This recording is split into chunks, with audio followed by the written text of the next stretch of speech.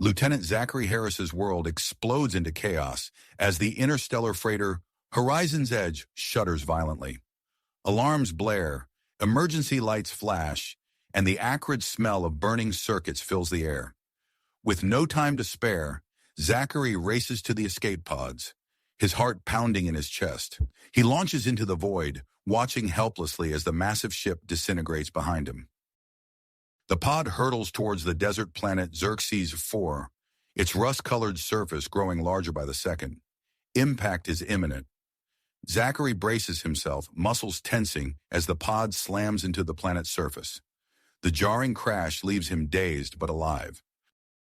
As Zachary stumbles from the wreckage, the harsh reality of his situation becomes clear. The life support systems have failed, leaving him without water on this scorching world. 3 suns beat down mercilessly, their heat oppressive and unrelenting. Sweat immediately begins to bead on his skin, a precious resource he can't afford to lose. Scanning the barren landscape, Zachary spots movement. A slender, blue-skinned figure staggers towards him, bioluminescent markings pulsing weakly. It's a Mazarian, and she's in dire straits. As she approaches, Zachary notices her parched lips and sunken eyes. "Water," she croaks, her voice barely audible. "Please." Zachary shakes his head grimly. "I'm sorry. The crash destroyed my supplies. I have nothing." The Mazarian's eyes widen in desperation. Without warning, she lunges forward, her tongue darting out to lick the sweat from Zachary's brow. He recoils, startled by the sudden invasion of personal space. I'm Uma," she manages, her strength seeming to return slightly. Your sweat, it's like nectar to my species. We need constant hydration to survive." Zachary's mind races. His bodily fluids are the only source of hydration on this planet. Does he share with Uma, potentially jeopardizing his own survival? Or does he conserve his precious fluids, leaving her to perish? Before he can decide, Uma points to the horizon. "Look, ruins, maybe resources there." In the distance, partially obscured by heat haze, Zachary spots the crumbling remains of an alien outpost. Hope surges within him, tempered by the knowledge that such an oasis would surely attract other life forms. As if on cue, a menacing hiss echoes across the dunes. Reptilian predators emerge from the shadows of nearby rock formations, their scales glinting in the harsh sunlight. Zachary's military training kicks in as he assesses the threat. "We need to move, Warnim," he says, supporting Uma as they begin their treacherous journey towards the ruins. "Can you make it?" Uma nods weakly, her condition clearly deteriorating. Zachary knows he'll need to make a decision soon about sharing more of his fluids, and the thought makes him uncomfortable. For now, he focuses on formulating a plan to outmaneuver the approaching predators. As they trudge across the scorching sands, Zachary's mind turns to the potential resources hidden within the alien outpost. Communication equipment could be their salvation, but first they'll need to survive the hostile wildlife in the planet's deadly environment. The suns begin to set, bringing a new threat, rapidly dropping temperatures.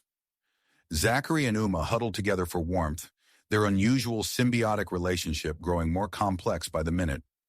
Unknown to the stranded pair, events are unfolding far above Xerxes 4's atmosphere. A Mazarian rescue ship races towards the planet, having detected Uma's distress beacon. But they're not alone. The powerful sensors of an approaching Terran battlecruiser have also picked up the signal, setting the stage for a potential confrontation over this resource-rich world. As night falls on Xerxes War, Zachary Harris finds himself at the center of a struggle for survival that may have far-reaching consequences for both humanity and the Mazarian species. As night gave way to dawn on Xerxes IV, Zachary and Uma stirred from their makeshift shelter within the alien ruins. The temperature rose rapidly, the trio of suns quickly turning the air into a shimmering haze. Zachary felt his throat constrict, parched and raw from the lack of water. Uma's condition had deteriorated significantly overnight. Her once vibrant blue skin had faded to a sickly pale hue, and the bioluminescent markings that had pulsed with life now flickered weakly. She stumbled as she tried to stand, her legs buckling beneath her. Uma! Zachary caught her before she hit the ground. Her skin felt dry and papery against his hands. He knew he had to act fast or she wouldn't survive the day. Making a split-second decision, Zachary gently cradled Uma's head in his hands. I'm going to try something, he said softly. It might seem strange, but trust me. Uma's eyes, dulled by dehydration, met his. She gave a weak nod. Zachary took a deep breath, gathering what little moisture remained in his mouth. He leaned in close, pressing his lips to Uma's. Carefully, he allowed a small trickle of saliva to pass between them. The effect was almost immediate. Uma's eyes widened, her markings pulsing a little brighter. She swallowed reflexively, then looked up at Zachary with a mix of gratitude and something deeper, more primal. Thank you, she whispered, her voice still raspy but stronger than before. Zachary nodded, a strange warmth spreading through his chest that had nothing to do with the planet's oppressive heat. He helped Uma to her feet, supporting her as they began to explore the ruins more thoroughly. As they moved deeper into the ancient structure, Zachary's military training kept him alert for potential threats. The ruins were a maze of crumbling walls and collapsed ceilings, every shadow potentially hiding danger. In what appeared to be a central chamber, Zachary spotted a dust-covered panel set into one wall. He approached cautiously, Uma close behind him. What is it? She asked, peering over his shoulder. Zachary brushed away layers of grime, revealing intricate symbols etched into the surface.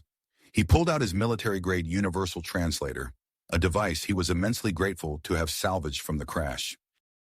Let's see if we can make sense of this, he muttered, running the translator over the panel. With a soft hum, the device processed the alien script.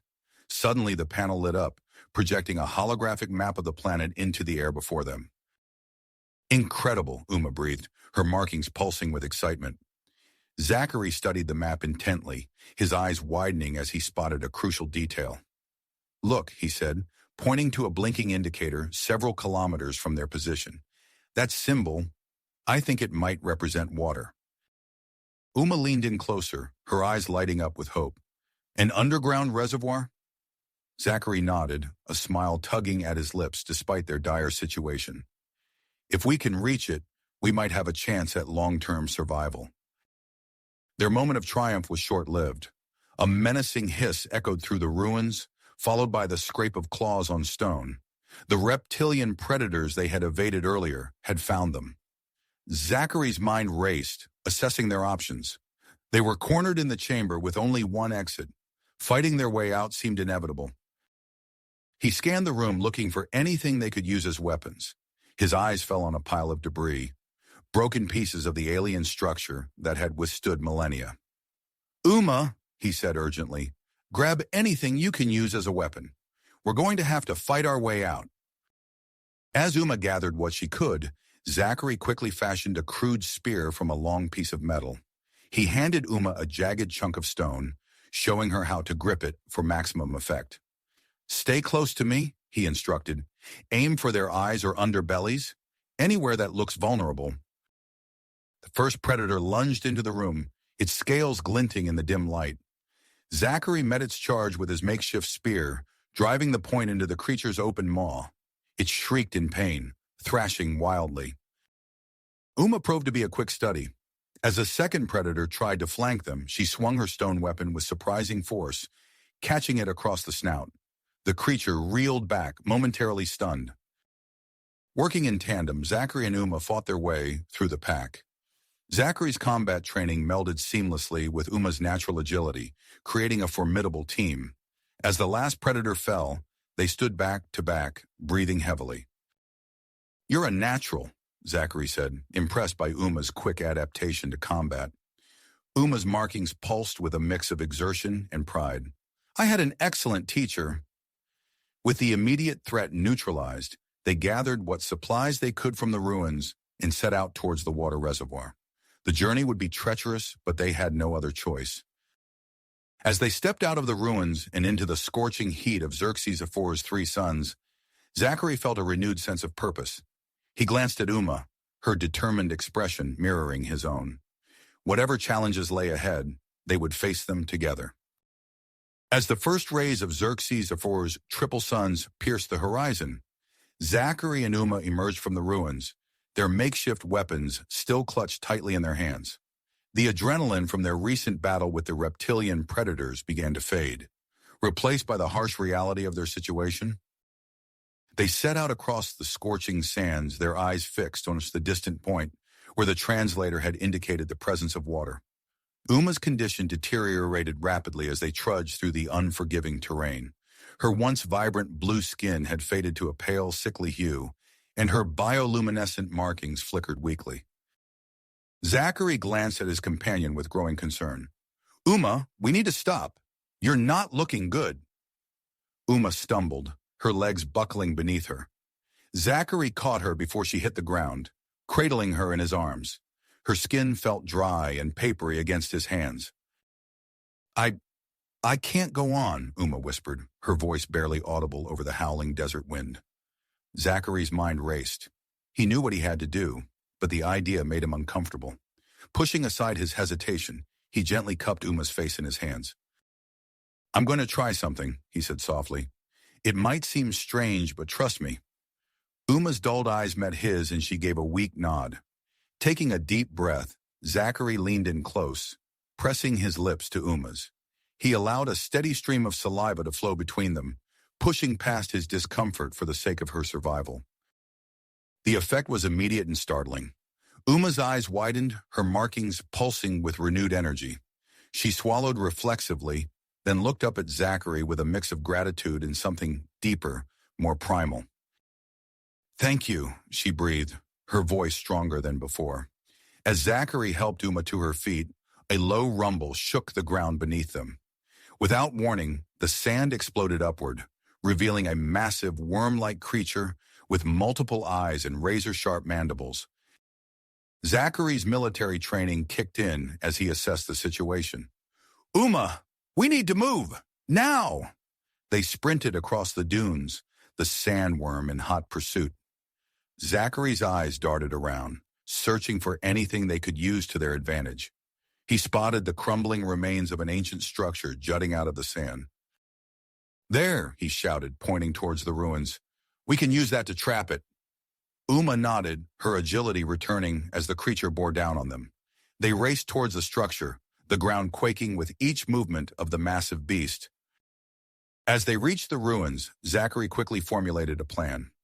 "I'll move the debris to create a choke point. You distract it and lead it in." Uma didn't hesitate. She darted out into the open, her bioluminescent markings flashing brilliantly.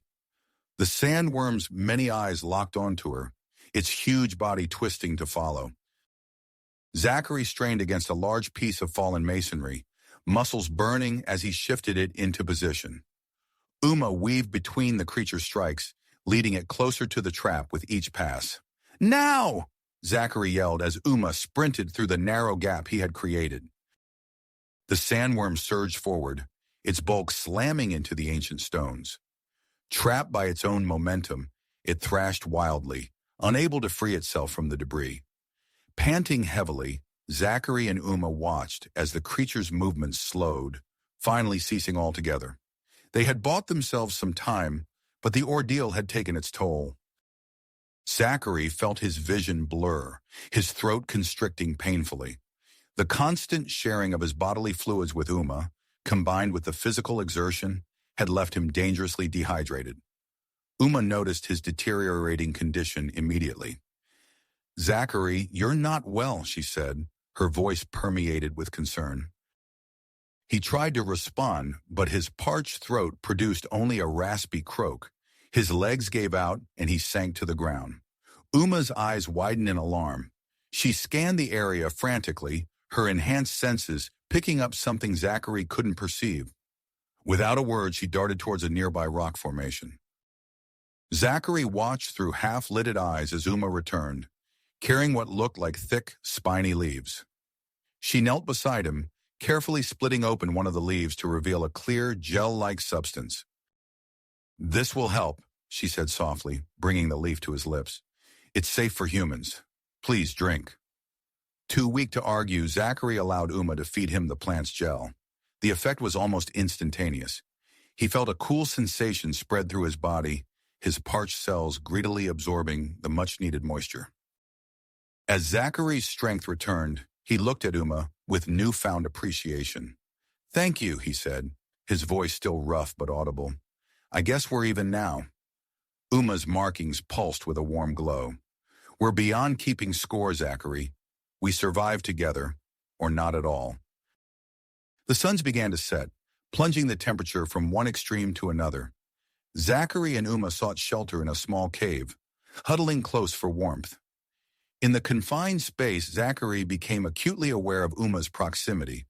Her alien yet alluring scent filled his nostrils, and he felt an unexpected stirring of desire. Uma seemed to sense the change in his body chemistry, her own markings pulsing with a rhythm he hadn't seen before. Their eyes met in the dim light, a wordless communication passing between them. Slowly, hesitantly, they moved closer. Zachary's hand traced the curve of Uma's face, marveling at the softness of her skin. Uma's fingers explored the unfamiliar contours of his body, her touch sending shivers down his spine. Their lips met, no longer in a desperate act of survival, but in a tender, exploratory kiss. As their bodies intertwined, Zachary marveled at the strange yet wonderful sensations of their interspecies coupling. Unknown to the pair, their intimate moment was being observed from high above. In orbit around Xerxes IV, Captain Zara of the Mazarian rescue ship and Admiral Vance of the Terran battlecruiser watched the unfolding situation with great interest. "This changes everything," Captain Zara said, her voice filled with awe. "A human and a Mazarian, bonded in such a way, the diplomatic implications are staggering." Admiral Vance nodded slowly, his initial skepticism fading. "Perhaps there's more to gain through cooperation than conflict," he mused. As dawn broke, Zachary and Uma emerged from the cave, their bond deepened by the night's experiences. They set out once more towards the water reservoir, their progress now marked by an unspoken understanding, communicated through subtle physiological cues. Suddenly, the sound of engines filled the air. A sleek Mazarian scout ship descended from the sky, touching down on the sand nearby. The hatch opened, revealing a female Mazarian in a crisp uniform. "Lieutenant Kira, second in command to Captain Zara," she introduced herself. "We've come to rescue you." Before Zachary or Uma could respond, a familiar hiss echoed across the dunes. A group of reptilian predators emerged from hiding, cutting off their path to the ship. Zachary's hand tightened on his makeshift weapon. Uma's markings pulsed with readiness. Lieutenant Kira drew her sidearm. As the creatures closed in, the trio prepared for battle, their combined skills about to be put to the ultimate test. As the creatures closed in, the trio prepared for battle, their combined skills about to be put to the ultimate test. Zachary gripped his makeshift spear tightly, muscles tensed and ready. Uma's markings pulsed rapidly, her heightened senses alert to every movement around them. Lieutenant Kira raised her sidearm, its unfamiliar design catching Zachary's eye. The first predator lunged, its razor-sharp claws slicing through the air. Zachary reacted instinctively, driving his spear into the creature's open maw. The beast's momentum carried it forward, impaling itself further on the crude weapon. Uma's voice cut through the chaos. "Behind you!" Zachary spun, narrowly avoiding another attacker. Uma moved with fluid grace, her body twisting to avoid the creature's snapping jaws. Her hand found a jagged piece of debris, which she promptly drove into the predator's eye socket. Lieutenant Kira's weapon emitted a high-pitched whine. A wave of invisible energy pulsed outward, causing the nearest predators to stumble and shriek in pain. "Sonic disruptor," she explained quickly. "It won't hold them for long." More creatures poured over the dunes, their numbers seemingly endless. Zachary's arms burned with exertion as he fended off attack after attack. His earlier dehydration began to take its toll, his movements becoming sluggish and uncoordinated. Uma noticed his faltering state immediately. Without hesitation, she pulled him close, pressing her lips to his in a deep, urgent kiss. Zachary felt a rush of cool liquid flow into his mouth, revitalizing his parched cells. As they separated, Uma's markings glowed with a vibrant intensity. Reinvigorated, Zachary rejoined the fray with renewed vigor. His spear found its mark again and again, downing predators with military precision. Lieutenant Kira watched the exchange with wide eyes, her finger pressing her communicator. "Captain Zira, you need to see this," she said urgently. "The human and Mazarian, they're bonded. It's unlike anything we've ever encountered." A new sound cut through the battle, the roar of engines. A Terran dropship descended from the sky, kicking up a cloud of sand as it touched down. The hatch opened, revealing a squad of heavily armed human soldiers. "Targets acquired," a gruff voice called out. "Engage hostiles." The air filled with the staccato of automatic weapons fire. Predators fell in droves, unable to withstand the onslaught of advanced human weaponry. Within moments, the tide of battle had turned. As the last predator fell, an uneasy silence settled over the battlefield. Zachary lowered his makeshift spear, breathing heavily. Uma stood close to him, her markings pulsing in sync with his rapid heartbeat. The leader of the human squad approached, his helmet visor retracting to reveal a stern face. "Sergeant Marcus Cole, Terran Special Forces," he introduced himself. "We're here to extract you, Lieutenant Walker." Zachary nodded, relief washing over him. "Glad to see you, Sergeant. This is Uma. She's—" "Step away from the alien, Lieutenant," Cole interrupted, raising his weapon. "She could be dangerous." Uma's markings flashed with alarm. Zachary instinctively moved in front of her, shielding her with his body. "Stand down, Sergeant," he said firmly. "Uma saved my life. We have a symbiotic relationship. I can't leave without her." Cole's eyes narrowed. "That wasn't a request, Lieutenant. Admiral Vance's orders are clear. We're to secure you and neutralize any alien threats." Lieutenant Kira stepped forward, her own weapon raised. "The Mazarian people will consider any aggressive action against Uma as an act of war," she declared. Tension crackled in the air as human and Mazarian forces faced off. Zachary's mind raced, searching for a solution that wouldn't end in bloodshed. "Wait," he said, raising his hands in a placating gesture. "I have a proposal. I'll board the Terran dropship, but only if Uma and Lieutenant Kira come with us. We need Mazarian representation to avoid an interspecies incident." Sergeant Cole's eyes sharp as he considered the offer. After a moment, he nodded reluctantly. "Fine, but they'll be under guard at all times." As they moved towards the dropship, Uma suddenly stumbled. Her markings began to pulse erratically, their usual rhythmic glow replaced by chaotic flashes. She collapsed to the ground, her body convulsing. "Uma!" Zachary cried out, kneeling beside her. He looked up at the bewildered human medics. "She needs my help. Our bond, it's physical as well as emotional." The medics exchanged uncertain glances. Zachary didn't wait for their approval. He gathered Uma in his arms, pressing his lips to hers once more. As their fluids mingled, Uma's markings gradually synchronized with Zachary's heartbeat. Her tremors subsided, and her eyes fluttered open. The humans and Mazarians watched in stunned silence as Zachary helped Uma to her feet. The implications of their bond hung heavily in the air as they boarded the dropship. As the vessel ascended towards the Terran battlecruiser, Zachary held Uma close, acutely aware of the uncertain future that awaited them. The tenuous peace between humans and Mazarians now rested on their shoulders, their unprecedented relationship a spark that could ignite either understanding or conflict. The dropship docked with a metallic clang, its hatch hissing open to reveal the sterile interior of the Terran battlecruiser. Admiral Vance stood waiting, his intense look fixed on Zachary and Uma as they descended the ramp. "Quarantine procedures now," the Admiral barked, gesturing to a team of medical personnel in hazmat suits.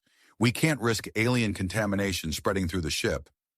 Zachary felt Uma tense beside him, her markings pulsing with distress. He knew that separating them could have dire consequences for her health. Lieutenant Kira stepped forward, her voice sharp with protest. "Admiral, I must object," she said. "Uma's physiology is dependent on Lieutenant Walker's. Separating them could be disastrous." Admiral Vance's eyes narrowed. "That's precisely why we need to study this bond under controlled conditions, for the safety of everyone aboard this ship." As the hazmat team approached, Zachary found himself at a crossroads. to obey his superior officer's orders, or to protect Uma and the profound connection they had forged on the harsh surface of Xerxes IV. Uma's hand tightened around his, her touch speaking volumes. In that moment, Zachary made his choice. Decision. With a deep breath, he turned to face Admiral Vance, his stance resolute. "Sir, with all due respect, I can't allow Uma to be separated from me," Zachary said, his voice steady despite the tension coursing through him. "Our bond is more than just emotional. It's physiological. Separating us could have severe consequences for her health." Admiral Vance's brow furrowed, his gaze shifting between Zachary and Uma. Before he could respond, Lieutenant Kira stepped forward, her posture taut but diplomatic. "Admiral," she began, her voice calm but firm, "if I may, the bond between Lieutenant Walker and Uma is unprecedented. It represents a unique opportunity for both our species. Forcibly separating them could not only jeopardize Uma's well-being, but also damage the delicate diplomatic balance between humans and Mazarians." The Admiral's eyes narrowed as he considered her words. The docking bay fell silent, the air thick with anticipation. After what felt like an eternity, Vance spoke. "Very well," he said, his tone clipped. "Lieutenant Walker and the Mazarian will be quarantined together in a specially prepared medical bay. Lieutenant Kira, you'll be granted limited access to ensure Mazarian interests are represented. But make no mistake, this is a temporary arrangement until we can fully assess the situation." Relief washed over Zachary, but it was short-lived. As they were escorted to the medical bay, Uma's markings began to pulse erratically. Her steps faltered, and she leaned heavily against him. "Uma?" Zachary's voice was tinged with concern. "What's wrong?" Uma's eyes met his, her alien features contorted in discomfort. "The ship. It's overwhelming. My senses. I can't." Understanding dawned on Zachary. The stress of the confrontation and the unfamiliar environment were taking their toll on Uma's alien physiology. Without hesitation, he pulled her close, pressing his lips to hers in a deep, urgent kiss. The medical staff, observing through quarantine barriers, watched in fascinated silence as the fluid exchange took place. Uma's markings gradually stabilized, syncing once more with Zachary's heartbeat. Dr. Elena Rodriguez, the ship's chief medical officer, approached the quarantine field, her eyes wide with scientific curiosity. "Fascinating," she murmured, tapping notes into her datapad. "The symbiotic nature of their bond appears to extend to physiological regulation. We'll need to run a full battery of tests to understand the extent of this connection." As Dr. Rodriguez began her examination, tensions aboard the ship continued to escalate. In the crew quarters, Sergeant Cole paced back and forth, addressing a group of concerned crew members. "Think about it," he said, his voice low and urgent. "We have no idea what this alien is capable of. For all we know, this bond could be a form of mind control or biological warfare. We need to be prepared for any eventuality." Meanwhile, on the bridge, Admiral Vance received an incoming transmission. Captain Zira's face appeared on the interface, her alien features set in a stern expression. "Admiral Vance," she began without preamble, "I demand a face-to-face meeting to discuss the situation with Lieutenant Walker and Uma. The well-being of a Mazarian citizen is at stake, and we will not stand idly by while she is held in quarantine on a Terran vessel." Vance's expression resolute, but he nodded. "Agreed. We'll convene on neutral ground. The uninhabited moon orbiting Xerxes IV. My team will send you the coordinates for the meeting site." As preparations for the diplomatic meeting began, Dr. Rodriguez's findings sent shockwaves through the ship. She burst into Admiral Vance's ready room, her eyes alight with excitement. "Admiral, you need to see this," she said, thrusting her datapad towards him. "The symbiotic bond between Lieutenant Walker and Uma, it's altering his physiology on a cellular level. His body is now producing a unique compound that perfectly matches Uma's nutritional needs. It's unprecedented." The news spread quickly, catching the attention of Dr. Xander Holbrook, a controversial xenobiologist aboard the Terran cruiser. He cornered Admiral Vance in the corridor, his eyes gleaming with ambition. "Admiral, this is the opportunity of a lifetime," Holbrook insisted. "We need to conduct more invasive studies." The potential applications for interspecies symbiosis research are limitless. Think of the advancements we could make in medicine, in colonization efforts. As Vance wrestled with the competing demands for Zachary and Uma's fate, Lieutenant Kira overheard Holbrook's plans. Her markings pulsed with alarm as she discreetly contacted Captain Zira. "Captain, we have a problem," she whispered urgently. "There's talk of invasive research. Uma's safety and autonomy are at risk. We need to act quickly." In the medical bay, Zachary and Uma shared a quiet moment amidst the chaos. Zachary's hand gently traced the pulsing patterns on Uma's skin, his brow furrowed with concern. "I don't know what's going to happen," he admitted softly.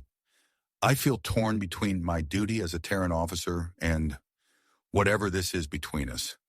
I've never experienced anything like it." Uma's markings glowed softly as she met his gaze. "I'm scared, Zachary," she confessed. "Not just for myself, but for what our bond might mean for both our species. What if—" Their intimate conversation was abruptly cut short by a blaring alarm. Admiral Vance's voice echoed through the ship's comm system. "All hands, battle stations. A Mazarian warship has just entered the system. This is not a drill. Repeat, this is not a drill." Zachary and Uma exchanged a look of shock and fear. The arrival of the Mazarian warship had just raised the stakes to a dangerous new level. As the ship erupted into frantic activity, they realized that their unique bond now stood at the center of a potential interstellar conflict.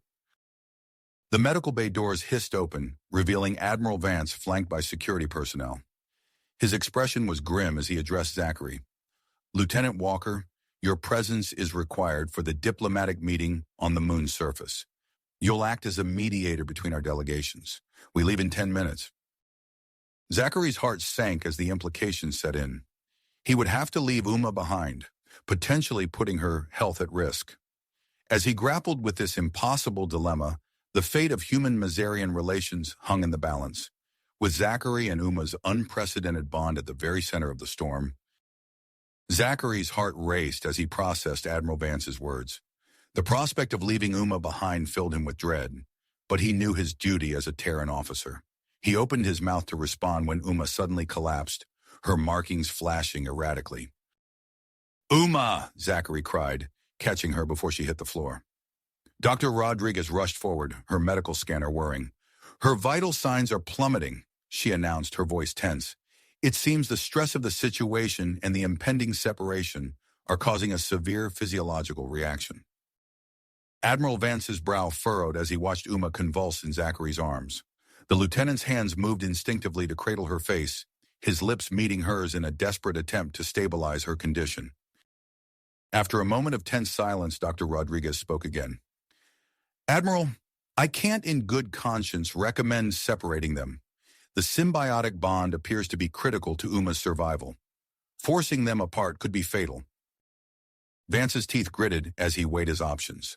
The diplomatic situation was deteriorating rapidly, but he couldn't ignore the potential consequences of separating Zachary and Uma. Finally, he nodded. "Very well. Lieutenant Walker, you and Uma will both attend the meeting on the moon's surface. Dr. Rodriguez, prepare them for transit." The next few minutes were a flurry of activity. Dr. Rodriguez outfitted Zachary with a specialized suit designed to collect and store his bodily fluids. "This will ensure Uma has a constant supply during the journey," she explained, her tone clinical despite the intimate nature of the arrangement. As they prepared to board the shuttle, Zachary couldn't help but notice the mixed reactions from the crew. Some averted their eyes, clearly uncomfortable with the situation, while others stared openly, fascination evident on their faces.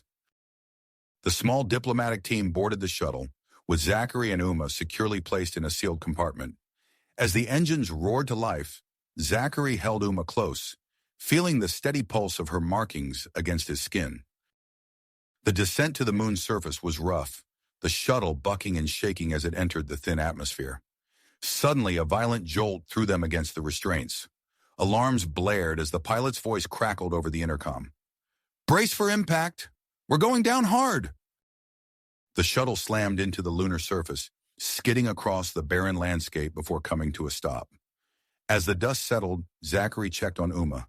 relief flooding through him as he saw her markings pulsing steadily. "Is everyone all right?" he called out, his voice hoarse. Groans and affirmatives echoed through the shuttle. The pilot emerged from the cockpit, her face grim. "Communications are down. We're cut off from both ships." As the reality of their situation sank in, Zachary felt Uma stir beside him, her alien features contorted in discomfort. "Zachary," she whispered, her voice strained. "Something's wrong.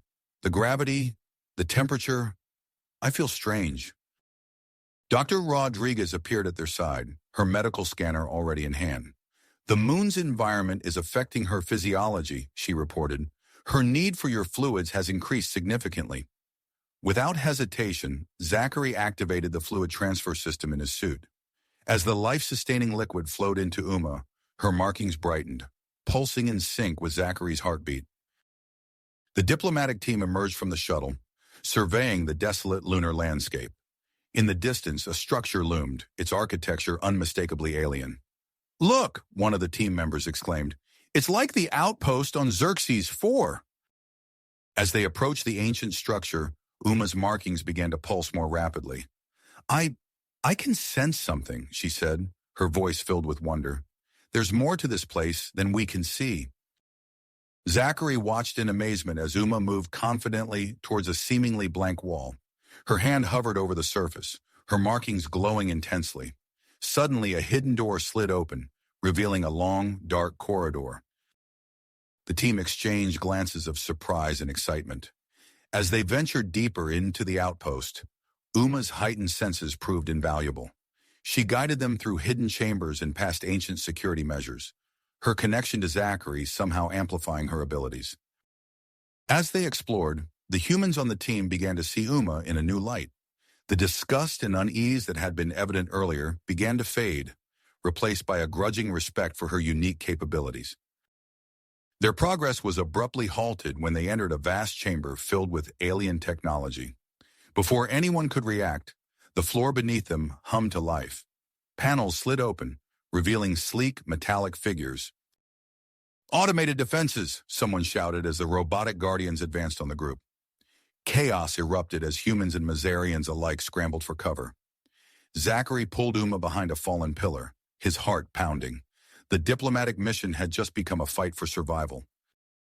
As energy weapons sizzled through the air, Zachary realized with growing dread that he and Uma had become separated from the main group. They retreated deeper into the outpost, the sounds of battle fading behind them. Suddenly, a massive door slammed shut behind them, sealing them in a small windowless chamber. Zachary's suit sensors flashed a warning. Oxygen levels were dropping rapidly. Uma's markings pulsed erratically as she gasped for breath. "Zachary," she whispered, her voice weak. "I don't think we're going to make it out of here." Zachary pulled her close, his mind racing. As he felt the unique compound his body now produced flowing through his veins, an idea struck him. It was dangerous, possibly even fatal, but it was their only chance. "Uma," he said urgently, "I need you to trust me. We're going to use our bond to enter a state of suspended animation. It's the only way we'll survive long enough for the others to find us." Uma's alien eyes met his, filled with fear but also unwavering trust. She nodded and Zachary initiated the most intense fluid exchange they had ever attempted. As their life processes slowed, Zachary's last conscious thought was of the irony of their situation.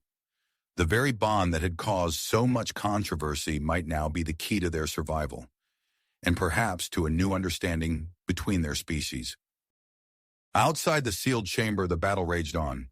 Humans and Mazarians, once at odds, now fought side by side against the ancient guardians. Their shared peril had forged an unlikely alliance, one that would have far-reaching consequences for both species. As the hours stretched into days, the search for Zachary and Uma continued. Their absence loomed large over both the Terran and Mazarian forces, a stark reminder of the unexpected connection that had formed between their two worlds. In orbit, aboard the Terran battlecruiser, Admiral Vance stared out at the stars, his comlink open to the Mazarian ship. Captain Zera's voice crackled through, filled with a mix of concern and tenacity. "Admiral," she said, I believe it's time we discussed a joint rescue operation for the sake of both Zachary and Uma.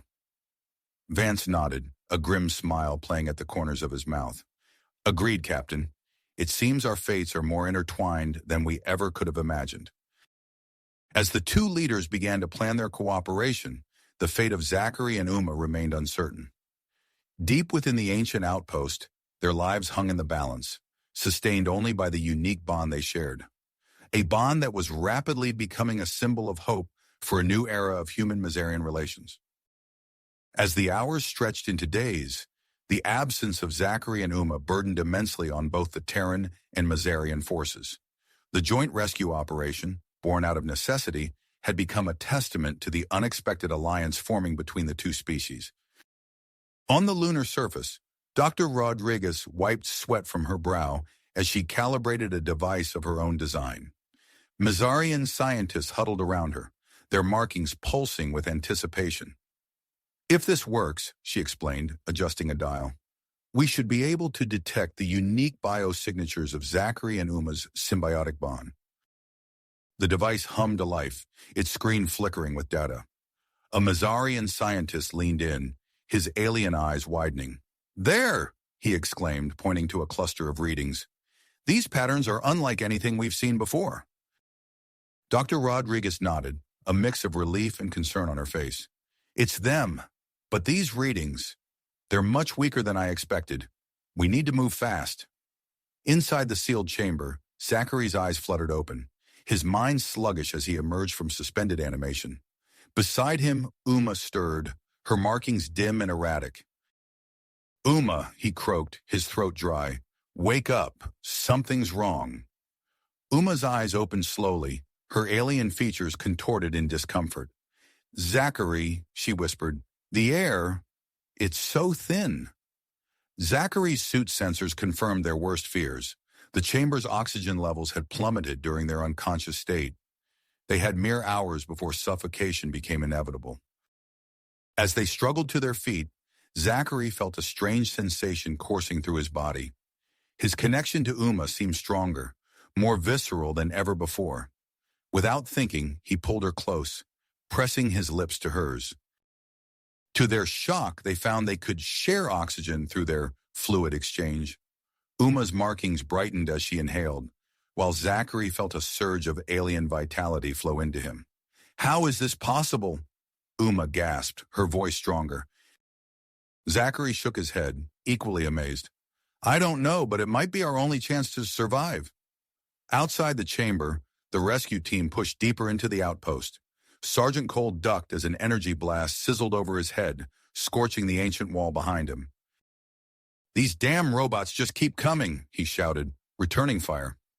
Lieutenant Kira, her Mazarian agility on full display, vaulted over a fallen pillar. Her markings flashed in a complex pattern, confusing the robotic Guardian's targeting systems. We need to find a way around them, she called out. Dr. Rodriguez's device indicates Zachary and Uma are close.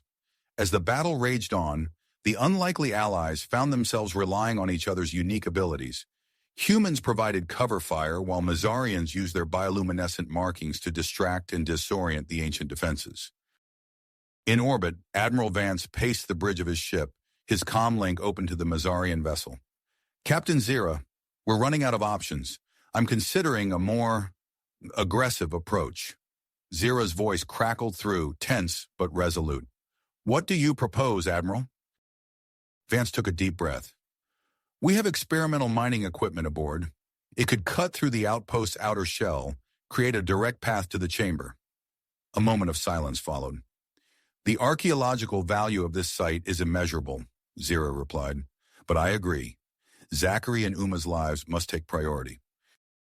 As the mining operation began, the entire outpost shuddered. Deep within its core, ancient systems stirred to life, responding to the perceived threat.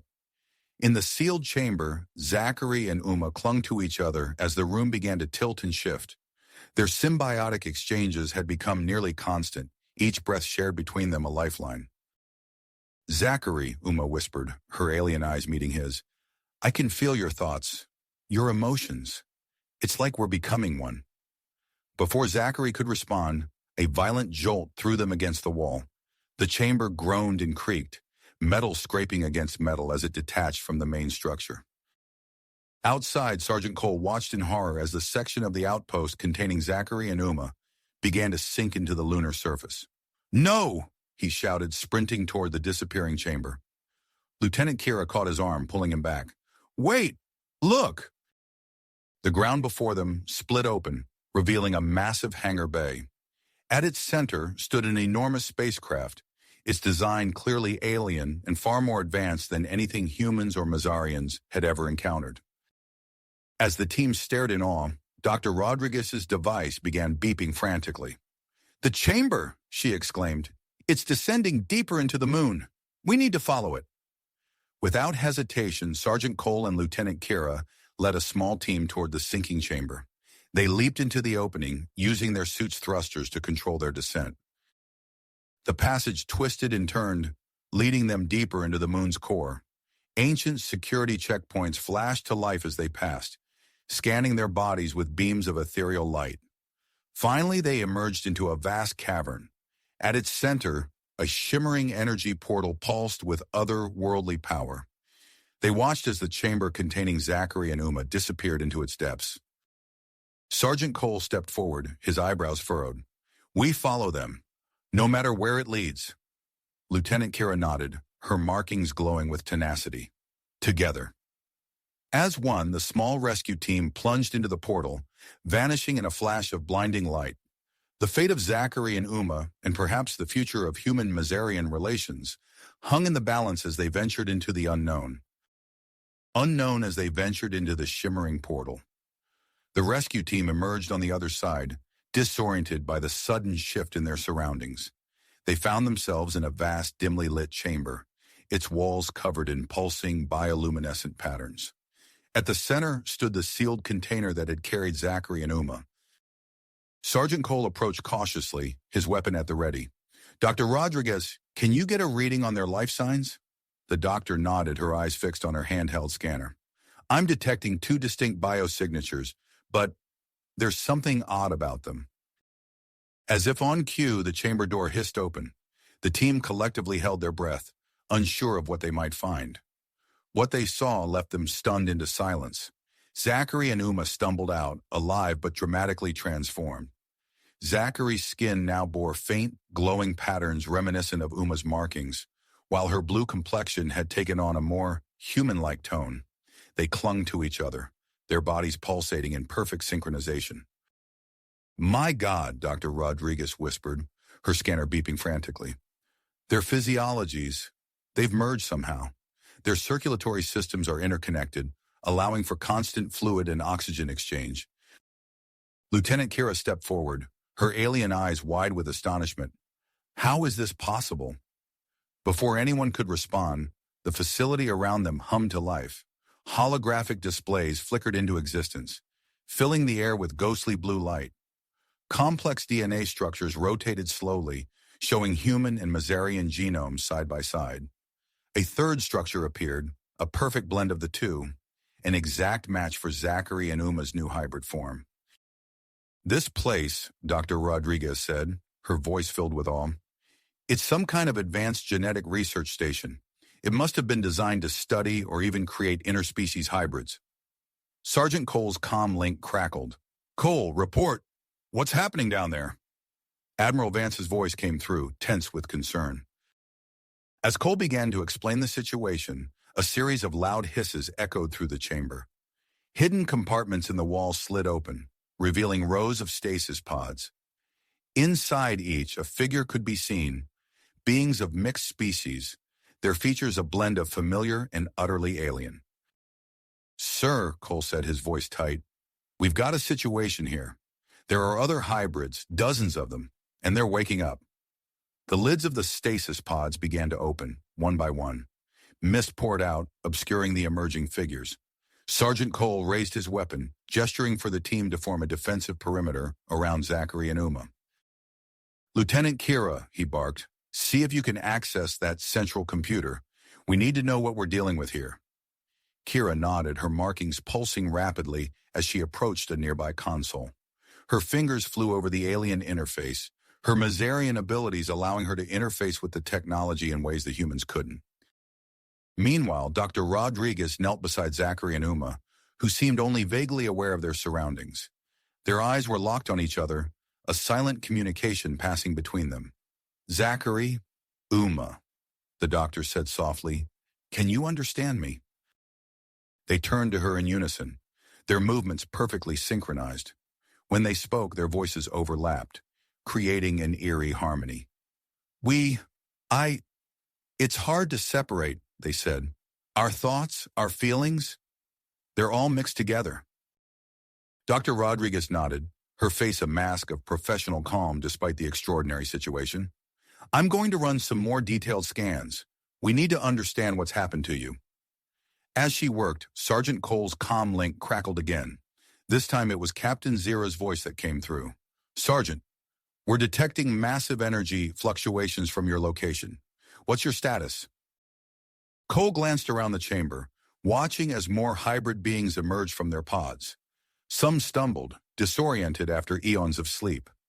Others moved with surprising grace, their eyes scanning their surroundings with keen intelligence. "Captain, we've discovered some kind of genetic research facility," Cole reported. "There are hybrid beings here, and they're waking up. We need to secure this location immediately." There was a pause before Admiral Vance's voice joined the conversation.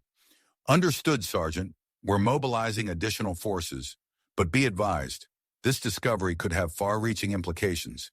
We need to proceed with extreme caution."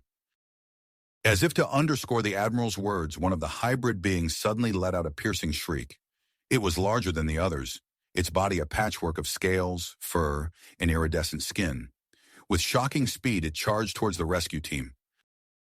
"Contact!" Cole shouted, opening fire.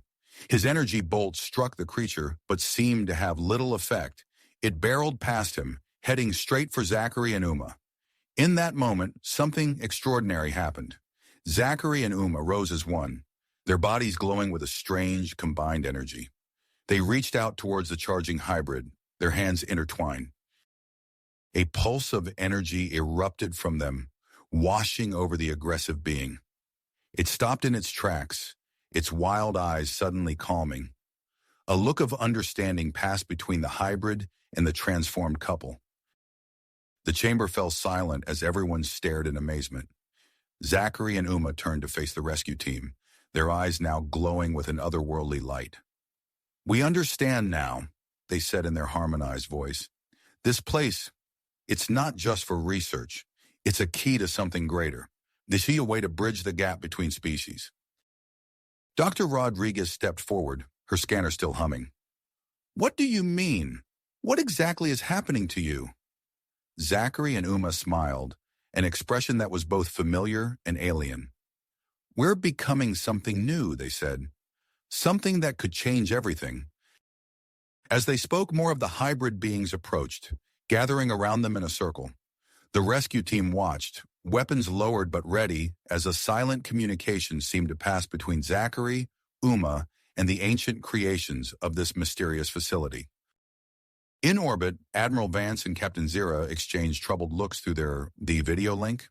The discovery of this facility and the transformation of Zachary and Uma presented both incredible opportunities and potentially catastrophic risks. "We need to make a decision," Vance said grimly. "Do we secure this facility for study, or do we destroy it before its secrets can upset the balance of power in the galaxy?" Zira's alien features were unreadable, but her voice was heavy with the weight of the moment. "Whatever we decide, Admiral, I fear nothing will ever be the same again." Back in the chamber, Zachary and Uma stood at the center of a growing crowd of hybrid beings. Their transformation had only just begun, and the full implications of their new existence were yet to be understood.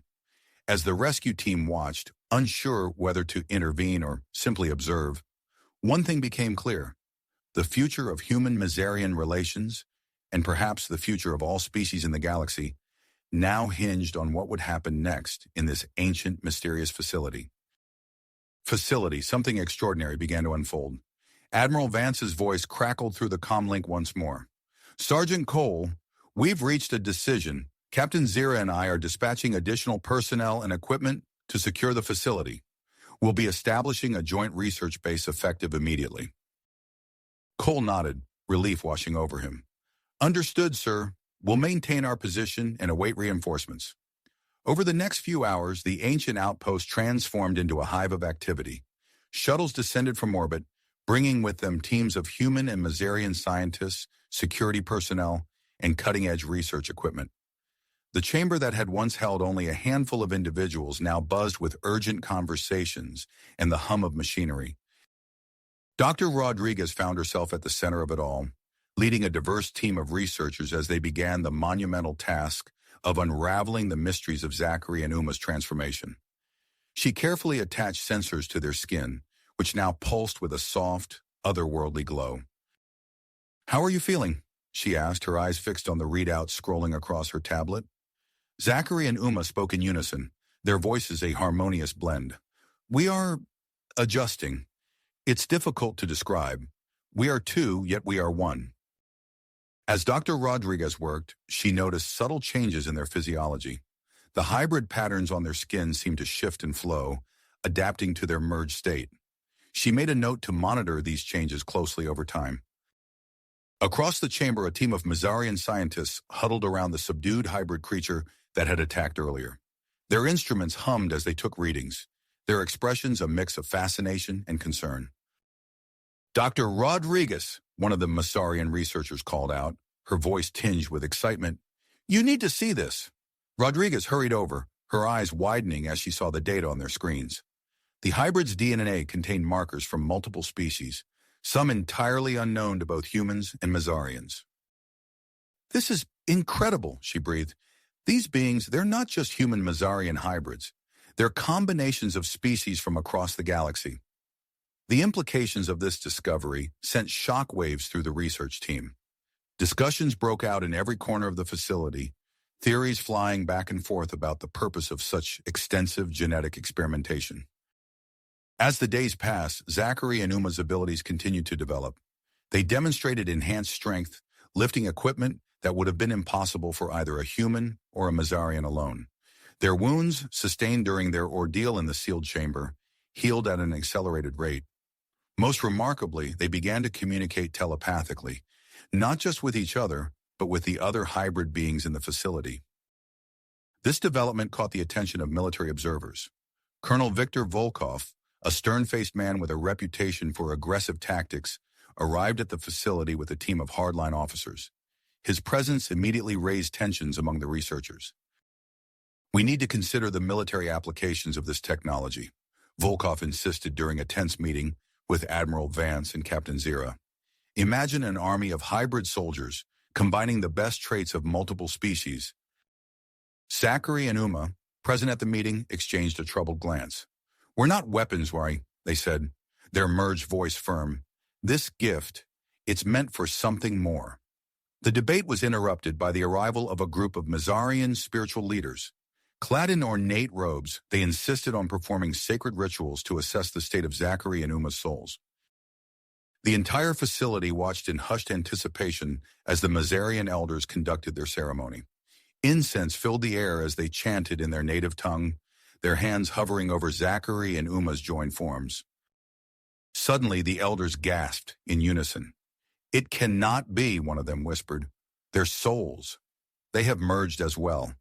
A dual-species soul existing in perfect harmony." This revelation sent shockwaves through both the human and Mazarian communities. Religious debates erupted across both species, with some hailing the hybrid state as a divine sign of unity, while others decried it as an abomination. Amidst this controversy, Dr. Rodriguez made a startling discovery. As she reviewed the latest scans of Zachary and Uma, she noticed a pattern in their cellular structure. "Their transformation isn't complete," she announced to the research team. "Their bodies are still evolving, adapting to the shared consciousness. If this continues," she paused, her voice filled with a mix of awe and trepidation, "they could eventually merge into a single, entirely new life form." The news of this potential outcome polarized the research team. Some, like Colonel Volkov, saw it as an opportunity to push the boundaries of the hybrid technology. Others, including many of the Mazarian scientists, urged caution and respect for Zachary and Uma's autonomy. As debates raged, the facility's central computer suddenly sprang to life. Holographic projections filled the main chamber, displaying a message from the ancient aliens who had built the installation. The images flickered and distorted, the language largely incomprehensible, but the urgency was clear. Dr. Rodriguez worked feverishly with a team of linguists to decipher the message. "They're talking about a threat," she said, her brow furrowed in concentration, "something that required the creation of these hybrid beings. But the nature of the threat, it's unclear." Admiral Vance and Captain Zira exchanged grave looks. The stakes had suddenly become much higher than anyone had anticipated. Zachary and Uma stepped forward, their merged form radiating a sense of purpose. "We volunteer," they said, their voice resolute, "to undergo further transformation, to unlock more of this technology's potential." Colonel Volkov's eyes gleamed with anticipation, but Zachary and Uma held up a hand. "On our terms," they added firmly, "we maintain control of the process." As preparations began for the next phase of their transformation, strange energy readings began to emanate from the center of the moon. The patterns matched those found in the ancient alien message, hinting at an even greater mystery lying beneath the surface. Zachary and Uma stood before a specially designed chamber, ready to take the next step in their unprecedented journey. The combined human-Mazarian team watched anxiously, knowing that the outcome of this experiment could determine the fate of both their species and potentially the entire galaxy. As the chamber doors slid open, Zachary and Uma turned to face the assembled crowd. Their merged forms seemed to shimmer with possibility, a living bridge between two species and perhaps many more. "Whatever happens," they said, their voice echoing through the facility, "remember that this is about more than just us. It's about the future of all sentient life." With those words, they stepped into the chamber. The doors sealed behind them with a soft hiss, and the transformation process began anew. As the chamber doors sealed behind Zachary and Uma, the assembled team held their breath. Dr. Rodriguez's fingers flew across her control panel, adjusting the chamber's environment to match the conditions on Xerxes IV. The air inside shimmered with a faint alien energy. "Vital signs stable," one of the technicians reported. "Cellular activity increasing." Through the observation window, the team watched as Zachary and Uma's merged form began to emit a soft, pulsating glow. Their skin turned translucent, revealing intricate patterns of bioluminescence beneath. It was as if their very cells were communicating with each other, exchanging information at an unprecedented rate. "Fascinating," Dr. Rodriguez murmured, her eyes fixed on the readouts. "Their DNA is rewriting itself in real time." The process continued, mesmerizing and unsettling in equal measure. Zachary and Uma's limbs intertwined, their bodies merging further in ways that defied conventional anatomy. It was impossible to tell where one ended and the other began. Suddenly, a piercing alarm cut through the air. Red lights flashed throughout the facility. "Energy spike detected," a Mazarian scientist shouted. "It's coming from the moon's core." Dr. Rodriguez's hands flew across her console. "The chamber's environmental controls are destabilizing. We're losing power." Colonel Volkov pushed his way to the front of the group. "Shut it down," he barked. "We're pulling them out now." "No," Dr. Rodriguez protested. "We don't know what interrupting the process might do to them." Ignoring her, Volkov signaled to his soldiers. "Breach the chamber. Get them out of there." As the soldiers approached the sealed doors, a powerful energy field erupted from within. It threw them back, sending them sprawling across the floor. The chamber doors remained firmly sealed. "It's them," Dr. Rodriguez realized. "They're protecting themselves." Before anyone could respond, the facility's ancient computer systems whirred to life. Holographic displays flickered into existence, filling the air with ghostly images of star systems and what looked disturbingly like invasion plans. Admiral Vance's voice crackled over the comm system. "Dr. Rodriguez, what's happening down there?" "The hybridization process," she replied, her voice tense. "It's activating dormant systems throughout the facility. Sir, I think this place was built as a defense against some kind of threat from deep space." Inside the chamber, Zachary and Uma's consciousness expanded beyond their physical forms. They became aware of the facility's systems, the moon's core, the very fabric of space around them. Through their heightened perceptions, they inadvertently triggered more dormant systems. The ground beneath their feet trembled. Hidden chambers throughout the moon creaked open, revealing caches of advanced alien technology. Seismic activity detected, a technician reported. The moon's surface is shifting. Dr. Rodriguez's eyes widened as she analyzed the incoming data. They're evolving, she breathed, becoming something capable of interfacing directly with this technology. She turned to face Colonel Volkov. We can't stop this. They might be our only chance of understanding what we're dealing with. Before Volkov could argue, a massive energy surge erupted from the moon's core. It traveled through the facility's systems, concentrating in the chamber containing Zachary and Uma. Their merged form absorbed the energy, lifting off the ground and becoming enveloped in a cocoon of swirling light. The release triggered a chain reaction. Throughout the lunar base, alien technology sprang to life. Weapon systems powered up, propulsion units hummed with energy, and deep within the moon, a massive shield generator capable of protecting entire planets began to stir. Outside, the moon's surface underwent a dramatic transformation. Massive structures rose from beneath the regolith, turning the once barren satellite into an imposing fortress. In orbit, Captain Zera's voice came through, tense and urgent. Admiral Vance, our sensors are detecting massive structural changes to the moon's surface. What are your orders? Stand by, Captain, Vance replied. Let's see how this plays out. Inside the chamber, the energy cocoon surrounding Zachary and Uma began to dissipate.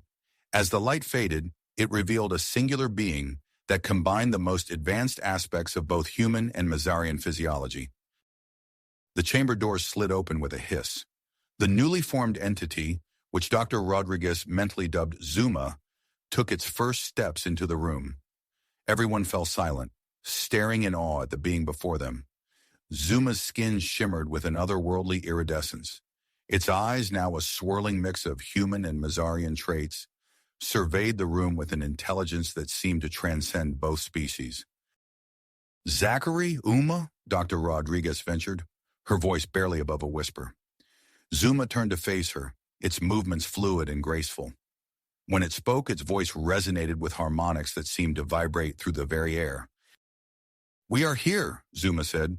We are more. Colonel Volkov stepped forward, his hand resting on his sidearm. What exactly are you? He demanded. Zuma's gaze fell upon him, and for a moment, Volkov felt as if he were being examined down to his very atoms. We are the bridge, Zuma replied, between human and Mazarian, between past and future, and perhaps between our worlds and what comes next. As if on cue, a technician called out from his station. Sir, deep space sensors are detecting anomalies at the edge of the solar system. Something's coming. All eyes turned to Zuma, whose expression had grown grave. The hybrid being looked around the room, taking in the mix of awe, fear, and uncertainty on the faces of humans and Mazarians alike. The threat the ancients prepared for, Zuma said. It approaches. We must prepare. With those words, the weight of their situation settled over the room. The future of not just two species, but perhaps the entire galaxy, now rested on what would happen next. And at the center of it all stood Zuma, a living testament to the potential of unity in the face of cosmic peril. As the gravity of Zuma's words settled over the room, the facility's ancient computer systems erupted into a cacophony of urgent alerts. Holographic displays flickered to life, projecting a three-dimensional image of the solar system. At its edge, a massive object approached at an alarming speed. By the stars, Captain Zera breathed, her tentacles coiling in apprehension. Admiral Vance leaned forward, his weathered face illuminated by the holographic glow. What are we looking at, Doctor? Dr. Rodriguez's fingers danced across her console, eyes darting between readouts. It's a ship, but the size, it's beyond anything we've ever encountered. Zuma stepped forward, their iridescent skin shimmering under the harsh facility lights. The hybrid being's eyes, a swirling mix of human and Mazarian traits, fixed on the approaching anomaly. "The threat the ancients feared," they said, their harmonious voice resonating through the chamber. "It's here." As if drawn by an unseen force, Zuma moved towards the central console. The assembled team watched in awe as the being's bioluminescent patterns pulsed in sync with the facility's systems. The moment Zuma's hands touched the alien interface, the entire moon seemed to come alive. Energy coursed through long, dormant conduits. Hidden chambers creaked open, revealing caches of advanced weaponry. On the lunar surface, massive cannons emerged from concealed silos, their barrels aimed at the stars. Zuma's eyes glazed over, their consciousness expanding to encompass the moon's vast network of defenses. Through this connection, information flooded their mind, the complete database of the ancient aliens who had built this fortress. "The devourers," Zuma spoke, their voice distant yet filled with urgency. "A hive mind species that consumes entire planets. This facility, the hybridization program, it was all created to combat them." Colonel Volkov's eyes narrowed, his tactical mind already assessing the situation. "Can we defeat them?" Zuma's gaze snapped to the colonel, suddenly focused. "Not alone, but together, humans, Mizarians, and this technology, we have a chance." Admiral Vance wasted no time. He activated his comlink, his voice steady despite the weight of the moment. "This is Admiral Vance to all Terran ships. Red alert. Prepare for imminent hostile contact." Captain Zira followed suit, relaying orders to the Mizarian fleet in a series of rapid clicks and whistles. As the two commanders coordinated their forces, Dr. Rodriguez monitored Zuma's vital signs with growing concern. The hybrid's neural activity was off the charts, their body glowing with an intensity that seemed to defy the laws of biology. "Zuma," she called out, "your systems are under immense stress. You need to—" Her words were cut short as the facility shuddered. On the holographic display, the Devourer ship had entered the solar system proper. Its true scale became apparent as it dwarfed the orbit of Pluto. Zuma's body tensed, their connection to the moon's systems deepening. In response, swarms of automated fighters poured out from hidden hangars, forming a protective screen around the moon and nearby planets. The Devourer ship wasted no time. It disgorged thousands of smaller craft, each one a planet killer in its own right. The swarm approached with terrifying speed, a dark cloud blotting out the stars. "All ships, engage!" Admiral Vance's order crackled through the comms. The space around the moon erupted in chaos. Terran and Mizarian ships, forced into an impromptu alliance, engaged the alien threat alongside the ancient automated defenses. Energy beams lanced out from the lunar surface, cutting swaths through the enemy formation. Inside the facility, Zuma directed the battle with inhuman precision. Their merged consciousness processed tactical information faster than any computer, coordinating the defense with unparalleled efficiency. But the strain was evident. Sweat beaded on Zuma's brow, their luminescent patterns flickering erratically. "Zuma, please," Dr. Rodriguez pleaded. "You need to disengage. The connection is too much for your body to handle." Zuma shook their head, eyes fixed on the unfolding battle. "Can't stop," they gasped. "Only thing keeping them at bay." A cry of alarm from one of the technicians drew everyone's attention back to the main display. A group of Devourer ships had broken through the defensive line, making a beeline for Earth. Zuma's eyes widened in realization. Without hesitation, they began rerouting power from the moon's shields to its primary weapon, a massive energy cannon capable of destroying the Devourer mothership. "Wait," Colonel Volkov shouted, understanding dawning on his face. "You'll leave us exposed." "No choice," Zuma replied, their voice strained. "One shot to end this." As the superweapon charged, Zuma's body began to glow with an intensity that forced everyone to shield their eyes. The hybrid being had become a conduit for the immense energies flowing through the moon's systems. The facility trembled as the cannon aligned itself with the Devourer mothership.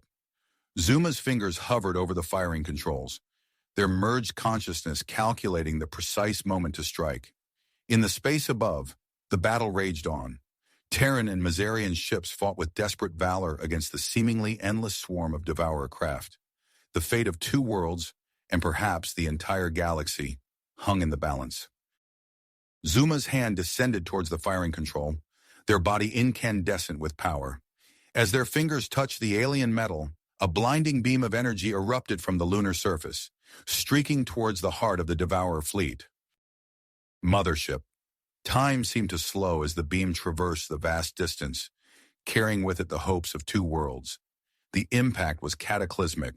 A blinding flash erupted at the point of contact, forcing everyone to shield their eyes. The facility's sensors overloaded, plunging the command center into momentary darkness. As vision returned, the holographic display flickered back to life, revealing a scene of unprecedented destruction. The Devourer mothership, once a looming harbinger of doom, now broke apart in a spectacular display of fire and debris. Admiral Vance leaned forward, his weathered face illuminated by the holographic glow. "Status report." A technician's fingers flew across his console. "The mothership is destroyed, sir, but the smaller craft—" Before he could finish, the display updated, showing the remaining Devourer ships careening wildly through space, their movements erratic and uncoordinated. Captain Zira's voice crackled over the comms, her tone a mix of awe and urgency. "The hive mind! It's gone! They're vulnerable!" Admiral Vance didn't hesitate. "All ships press the advantage. Take them out while they're disoriented." The combined Terran and Mazarian fleet surged forward, their previous coordination evolving into a deadly dance of synchronized destruction. Plasma beams lanced out from Mazarian vessels, softening up Devourer hulls for the kinetic strikes of Terran railguns.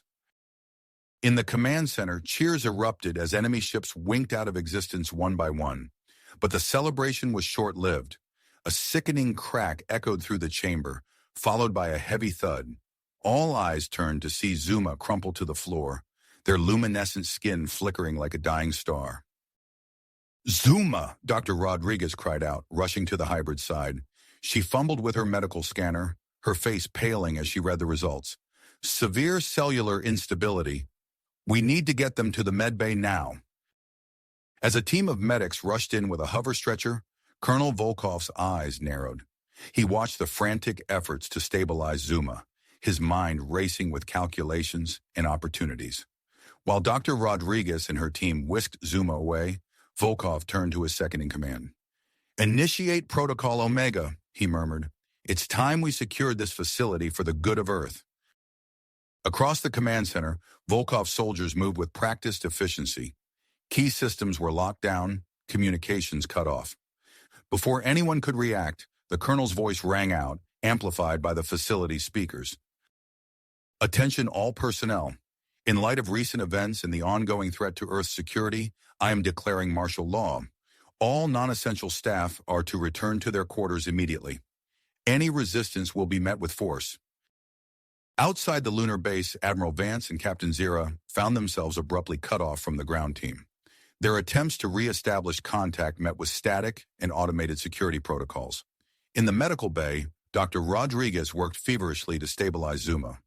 Her hands flew over advanced equipment, a fusion of Terran, Mazarian, and newly discovered alien tech. As she battled to save the hybrid's life, she noticed something extraordinary. Zuma's cells were changing, adapting at an impossible rate. The hybrid's DNA seemed to be rewriting itself, incorporating elements of the alien technology they had interfaced with. "This is incredible," she breathed, watching as Zuma's bioluminescent patterns stabilized, pulsing with new, intricate designs. Suddenly, Zuma's eyes snapped open. They sat up with fluid grace, their gaze distant yet intensely focused. "Doctor," Zuma spoke, their voice resonating with new harmonics, "I can see them all. Every system, every circuit. I can feel the entire base." Before Dr. Rodriguez could respond, alarms blared throughout the facility. Volkov's voice echoed through the corridors, announcing his takeover. Zuma's eyes narrowed. "This is unacceptable." With a mere thought, Zuma reached out through the facility's systems. Hidden panels slid open in every section of the base, revealing sleek alien drones. These machines came to life, their movements precise and purposeful. In the command center, Volkov watched in disbelief as his carefully planned coup unraveled. Doors sealed themselves, trapping his soldiers in isolated groups. Environmental controls shifted, filling some areas with a harmless but disorienting gas. "What's happening?" Volkov demanded, spinning to face his increasingly panicked team. A voice answered, but not from any human throat. It emanated from every speaker, every console, filling the room with its harmonious tones. "Colonel Volkov," Zuma's voice resonated, "your actions threaten the unity we've achieved. This facility's purpose is to protect all life, not to serve the ambitions of one man or one species." As Volkov sputtered in protest, the main display flickered to life. It showed a vast star field with multiple angry red points converging on their position. "The threat is just getting started," Zuma continued. "The devourers are coming in force. What we defeated was merely their vanguard." The image zoomed out, revealing the true scale of the approaching armada. Fleets upon fleets of devourer ships, each one dwarfing the force they had just barely repelled. In orbit above, Admiral Vance and Captain Zero found their communications suddenly restored. The same star map appeared on their bridges, along with Zuma's voice explaining the dire situation. "We have one chance," Zuma declared to all listeners. "This facility, this moon, it's more than a base, it's a ship, a fortress built by an ancient race to combat this very threat." As if to emphasize the point, deep tremors began to run through the lunar surface. Hidden seams appeared in the regolith, massive structures shifting beneath the dust. "But we cannot hope to succeed divided," Zuma continued. "Terran, Mazarian, human, hybrid, we must stand as one. The choices we make now will determine the fate of not just our worlds, but our entire galaxy." In the command center, in orbit, and across two worlds, leaders faced a moment of truth. The threat loomed, vast and implacable. Yet in the heart of the awakening moon, a being born of two species and tempered by ancient technology offered a glimmer of hope. As decisions hung in the balance, the lunar surface continued to shift. Massive engines, dormant for eons, stirred to life. The moon, cradled for so long in Earth's embrace, prepared to break free and carry the fight to the stars. Stars to carry the fight to the enemy. The sudden acceleration sent tremors through the facility, causing everyone to grab onto nearby consoles for support. Admiral Vance's voice crackled over the comms, filled with a mix of awe and urgency. "All ships, maintain formation around the moon. We're about to enter uncharted territory."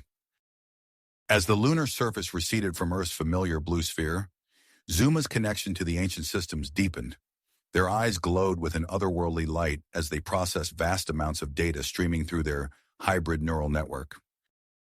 "I can feel every system, every circuit," Zuma said, their voice resonating with new harmonics. "The moon's defenses are far more advanced than we initially thought." Dr. Rodriguez watched in fascination as Zuma's bioluminescent patterns shifted and pulsed with increasing complexity. "Your physiology is adapting at an unprecedented rate," she observed, scanning Zuma with her medical tricorder. "It's as if the alien technology is integrating directly with your cellular structure." In orbit, the combined Terran-Mazarian fleet fell into escort formation around the transformed moon. Admiral Vance and Captain Zira coordinated their movements from their respective flagships, their earlier mistrust giving way to a grudging respect born of necessity. "Captain Zira," Vance called over a secure channel, "your ships have better long-range sensors. Can you take point and scout ahead?" "Acknowledged, Admiral," Zira replied, her clicks and whistles translated smoothly. Mazarian vessels moving into forward positions now. As the fleet pushed deeper into space, they encountered a massive field of debris. Twisted metal and shattered planetoids stretched as far as sensors could detect, a grim testament to the devourers' destructive power. Zuma's enhanced senses scanned the wreckage, identifying valuable resources amidst the chaos. "There," they said, directing the fleet's attention to specific clusters of debris. "Those fragments contain rare elements and salvageable technology. We can use them to bolster our defenses." Under Zuma's guidance, the fleet began a coordinated salvage operation. Terran ships deployed massive nets to collect smaller pieces, while Mazarian vessels used tractor beams to secure larger chunks of wreckage. Engineers from both species worked side by side, repurposing the salvaged materials to reinforce the moon's hull and weapon systems. During the operation, a Terran scout ship made a startling discovery. "Command, we've found a ship," the pilot reported, his voice tight with tension. "It's intact, but there are no life signs. Requesting instructions." Dr. Rodriguez led a team to investigate the derelict vessel. As they boarded, their helmet lights illuminated a haunting scene. The ship's interior was pristine, untouched by the destruction that surrounded it. And there, suspended in cryogenic pods, were the preserved bodies of an unknown alien species. "This is incredible," Rodriguez breathed, examining one of the bodies. "Their physiology, it's like a perfect blend of human and Mazarian characteristics." As news of the discovery spread, tensions began to rise among the fleet. Speculation ran rampant about the origins and purpose of these mysterious aliens. Some saw it as validation of Zuma's importance, while others whispered fears of ancient, potentially dangerous experiments. Colonel Volkov, still under guard following his failed coup, seized upon this uncertainty. He began spreading rumors among the crew, suggesting that Zuma might be part of some insidious alien plot. Sensing the growing discord, Zuma knew they had to act. Using their connection to the moon's communication systems, they broadcast a message to the entire fleet. "I understand your fears." Zuma's voice resonated through every ship and corridor. "I, too, am grappling with questions about my origins and purpose. But I know this. Our strength lies in our unity. Human, Mazarian, hybrid. We each bring unique strengths to this fight. Together, we stand a chance against the devourers. Divided, we fall." The sincerity in Zuma's words, coming from a being that embodied both species, helped calm the rising tensions. Slowly, the focus shifted back to their shared mission and the looming threat ahead. As the fleet prepared to leave the debris field, long-range sensors detected a small group of ships approaching rapidly. Initial fears of a devourer scouting party gave way to surprise as the ships broadcast a desperate plea for help. "This is Captain Alori of the Ellerin refugee fleet," a tired voice transmitted. "We are survivors from the Helios system. Please, we seek asylum." The Allorans were brought aboard the moon base, their haggard faces telling a tale of narrow escape and long flight. As they were tended to by medical staff, Captain Alori shared crucial intelligence about the Devourers' tactics and weaknesses. "Their hive mind can be disrupted," she explained, her multifaceted eyes gleaming with hope. "We discovered specific energy frequencies that interfere with their collective consciousness. But generating those frequencies requires more power than our ships could produce." Zuma, their mind racing with possibilities, proposed a daring plan. "We could use the moon's energy systems to generate those frequencies," they said, "and I believe I can act as a conduit to amplify the signal." Dr. Rodriguez's face paled as she understood the implications. "Zuma, the strain on your body would be immense. It could potentially cause your merged form to separate back into Zachary and Uma." Zuma nodded solemnly. "I understand the risk, Doctor, but this may be our best chance for victory." As preparations began to modify the moon's energy systems, Terran and Mazarian engineers worked in close cooperation, their earlier mistrust giving way to mutual respect and shared purpose. The modifications were complex, requiring a level of collaboration unprecedented in either species' history. With the work nearly complete, long-range sensors detected the approach of the main Devourer armada. The enemy force was vast beyond imagining, thousands of ships surrounding a central hive vessel that dwarfed even the transformed moon. In a quiet moment before the coming storm, Zuma performed a private ritual that blended elements of human and Mazarian cultures. Admiral Vance, Captain Zira, and Dr. Rodriguez stood as witnesses, each feeling the weight of the moment. As Zuma took their position at the heart of the moon's energy distribution system, the Devourer armada entered weapons range. Zuma's body began to glow with an intense light, channeling the combined power of the moon and their own hybrid physiology. The battle for the future of the cosmos was about to begin, with Zuma prepared to risk everything in a desperate bid for survival. As energy coursed through their body, Zuma's thoughts turned to the two individuals whose sacrifice had made this moment possible. Zachary and Uma, now united in a single form, fighting for the future of both their species and all life in the galaxy. Galaxy. The moon's engines roared to life, propelling the transformed base towards its inevitable confrontation with the Devourer Armada. As they approached the enemy fleet, Zuma's connection to the ancient systems deepened. Their body began to glow with an intense otherworldly light, channeling the combined power of the moon in their hybrid physiology. Initiating disruptive frequency generation, Zuma announced, their voice resonating through the command center. The strain on their body was immediately apparent. Zuma's bioluminescent patterns flickered erratically, their forms shimmering as if struggling to maintain cohesion. Dr. Rodriguez watched her monitors with growing concern, the readings spiking into dangerous territory. Zuma, your cellular structure is destabilizing, she warned, her voice tight with worry. We need to abort. No, Zuma interrupted, their voice strained but determined. We must continue. It's working.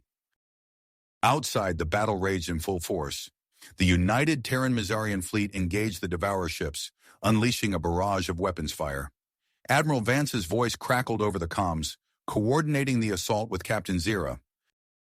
Mizarian cruisers, focus fire on the enemy's starboard flank, Vance ordered. Terran destroyers, provide covering fire for our fighters. The smaller Devourer ships closest to the moon base began to falter, their movements becoming erratic as Zuma's disruptive frequencies took effect. However, the massive hive ship at the center of the Armada remained largely unaffected, its powerful shields absorbing much of the energy. On the bridge of his flagship, Admiral Vance gritted his teeth as he watched the hive ship weather their assault. We need more power, he muttered, then opened a channel to the moon base. Dr. Rodriguez, status report on Zuma? The doctor's response was grim. Admiral, Zuma's hybrid form is breaking down at the cellular level. If we don't stop soon, the damage could be irreversible. Before Vance could respond, Zuma's voice cut in, filled with static but resolute. I can give you more power, Admiral, but there will be a cost. Without waiting for a response, Zuma pushed their abilities to the limit.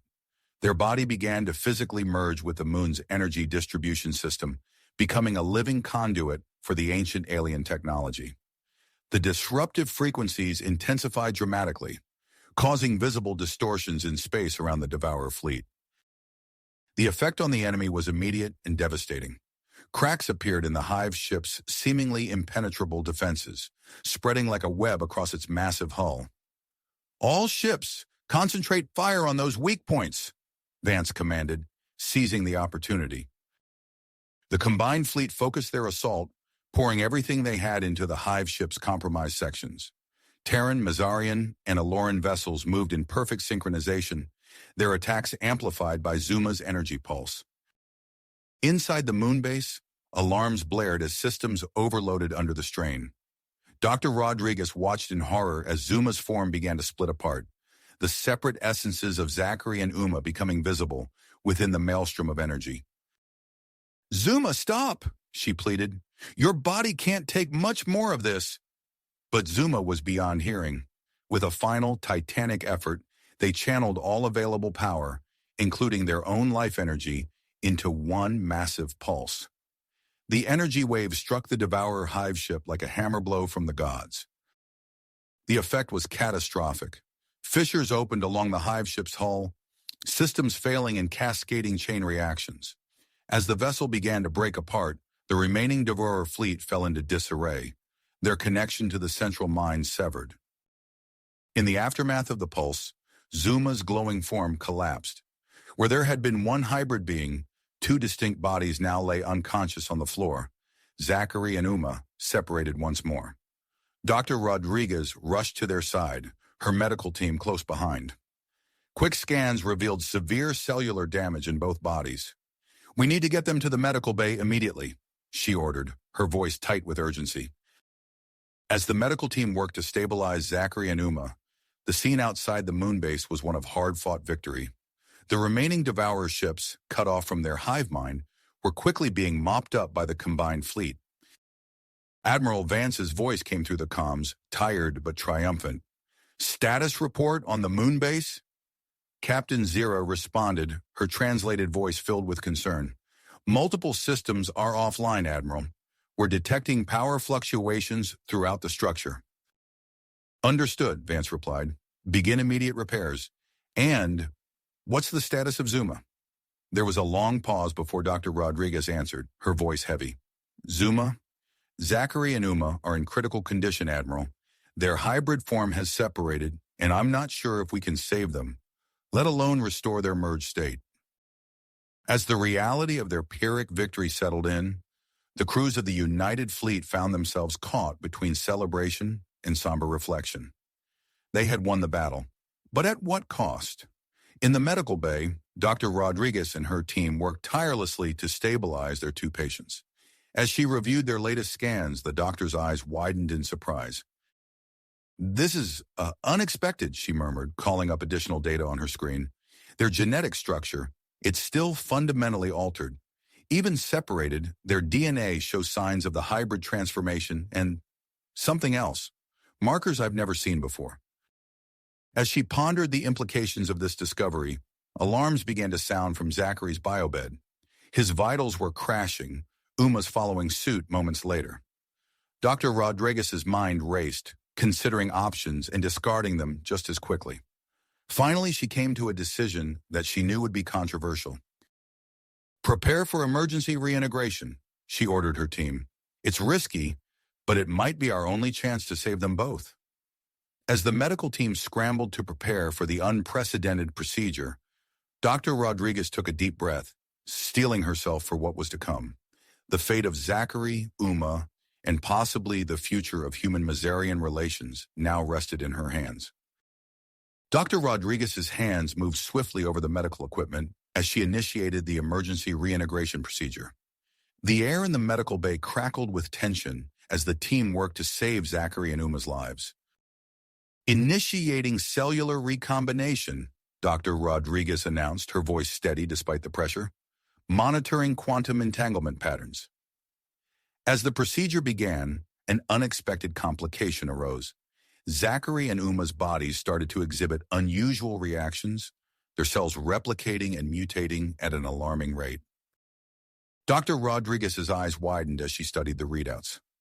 "This isn't just a reintegration," she muttered. "Their bodies are incorporating elements of the alien technology they interfaced with as Zuma."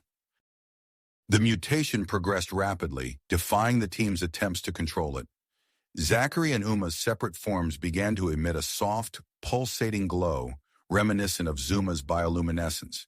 Their bodies slowly gravitated towards each other, as if drawn by an unseen force. "We can't intervene directly," Dr. Rodriguez warned her team, noting the intense energy field forming around the pair. "All we can do now is observe and monitor." Suddenly, the entire moon base shuddered as a massive power surge coursed through its systems. Lights flickered, and dormant alien technology hummed to life. Energy began to flow toward the medical bay, bathing the room in an otherworldly light.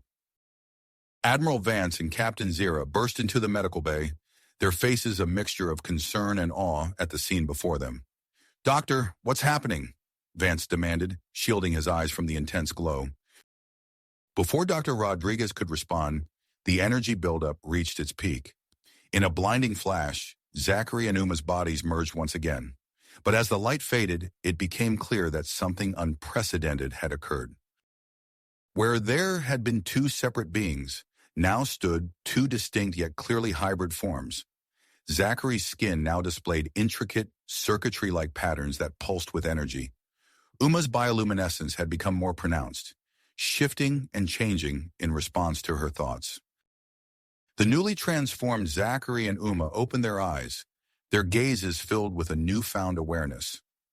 They turned to each other, communicating without words, their minds linked in ways that transcended normal human and Mazarian abilities. Dr. Rodriguez approached cautiously, her medical scanner humming. "Zachary? Uma? Can you understand me?" Zachary nodded, his voice carrying a slight electronic resonance. "We understand, Doctor. We are ourselves yet more." Uma's bioluminescent patterns shifted as she spoke, her words accompanied by subtle pulses of light. Our minds are filled with knowledge of the ancient ones who built this place. We can feel the systems of the moon base, the flow of energy through its corridors. Admiral Vance stepped forward, his military bearing at odds with the wonder in his eyes. Are you saying you can interface with the alien technology? Not just interface, Zachary replied, raising a hand. A nearby console sprang to life, displays flickering with information faster than the human eye could follow. We can control it, enhance it. The potential is, vast. Dr. Rodriguez began a series of tests, her amazement growing with each new discovery. Their hybrid physiology has stabilized, she reported to Vance and Zira. The risk of cellular breakdown we saw in their Zuma form is gone, and their individual abilities seem to have been amplified exponentially. As news of Zachary and Uma's transformation spread through the fleet, it sparked a wave of excitement and possibility. Human and Mazarian crew members who had once viewed each other with suspicion now saw the potential benefits of combining their strengths. In the days that followed, Zachary and Uma found themselves at the center of a flurry of activity. They worked tirelessly with Dr. Rodriguez and her team, exploring the extent of their new abilities and pushing the boundaries of what was possible. 1 week after their transformation, Zachary and Uma stood before Admiral Vance, Captain Zira, and a collection of human, Mazarian, and Aloran leaders in the Moon Base's command center. We've made significant progress in understanding and integrating the ancient alien technology, Zachary reported, his circuitry-like patterns glowing softly as he interfaced with the base's systems. Uma nodded, her bioluminescence pulsing in sync with the data feeds around them. But there's more. We've discovered something that could change everything. With a shared thought, Zachary and Uma activated a previously hidden feature of the command center.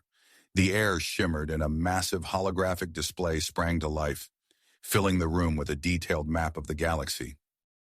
Gasps of awe echoed through the chamber as the assembled leaders took in the sight. Scattered throughout the map were glowing markers, each indicating the location of another base or outpost created by the ancient aliens. These outposts, Uma explained, her voice filled with excitement, they're not just remnants of the past, they're a network waiting to be reactivated. Zachary continued, each one could hold advanced technology, resources we desperately need, and possibly allies, Admiral Vance finished, his mind racing with the strategic implications. Captain Zira stepped forward, her multifaceted eyes reflecting the holographic stars. This changes everything. We're no longer just defending against the devourers. We have a chance to take the fight to them. As the leaders began to discuss plans for exploration and expansion, Zachary and Uma shared a silent moment of understanding. Their transformation had opened up a new chapter, not just for themselves, but for the entire United Fleet. The command center buzzed with activity as preparations began for this new phase of their journey. Zachary and Uma found themselves at the heart of it all, their unique abilities making them invaluable to both military strategy and diplomatic efforts. As they worked interfacing with the moon base's systems and coordinating with ships throughout the fleet, Zachary and Uma sensed a faint signal on the edge of their perception. Something was out there, calling to them from the depths of space. The next phase of their adventure was about to begin. The faint signal grew stronger, pulsing in rhythm with their shared consciousness. Zachary and Uma exchanged a knowing glance, their hybrid forms resonating with the distant call. Admiral, Zachary said, his voice carrying a hint of urgency. We've detected something, a signal, coming from one of the outposts on the map. Vance leaned forward, his eyes sharp with interest. Can you pinpoint its location? Uma nodded, her bioluminescence flaring as she interfaced with the moon base's systems. A section of the holographic map zoomed in, highlighting a binary star system.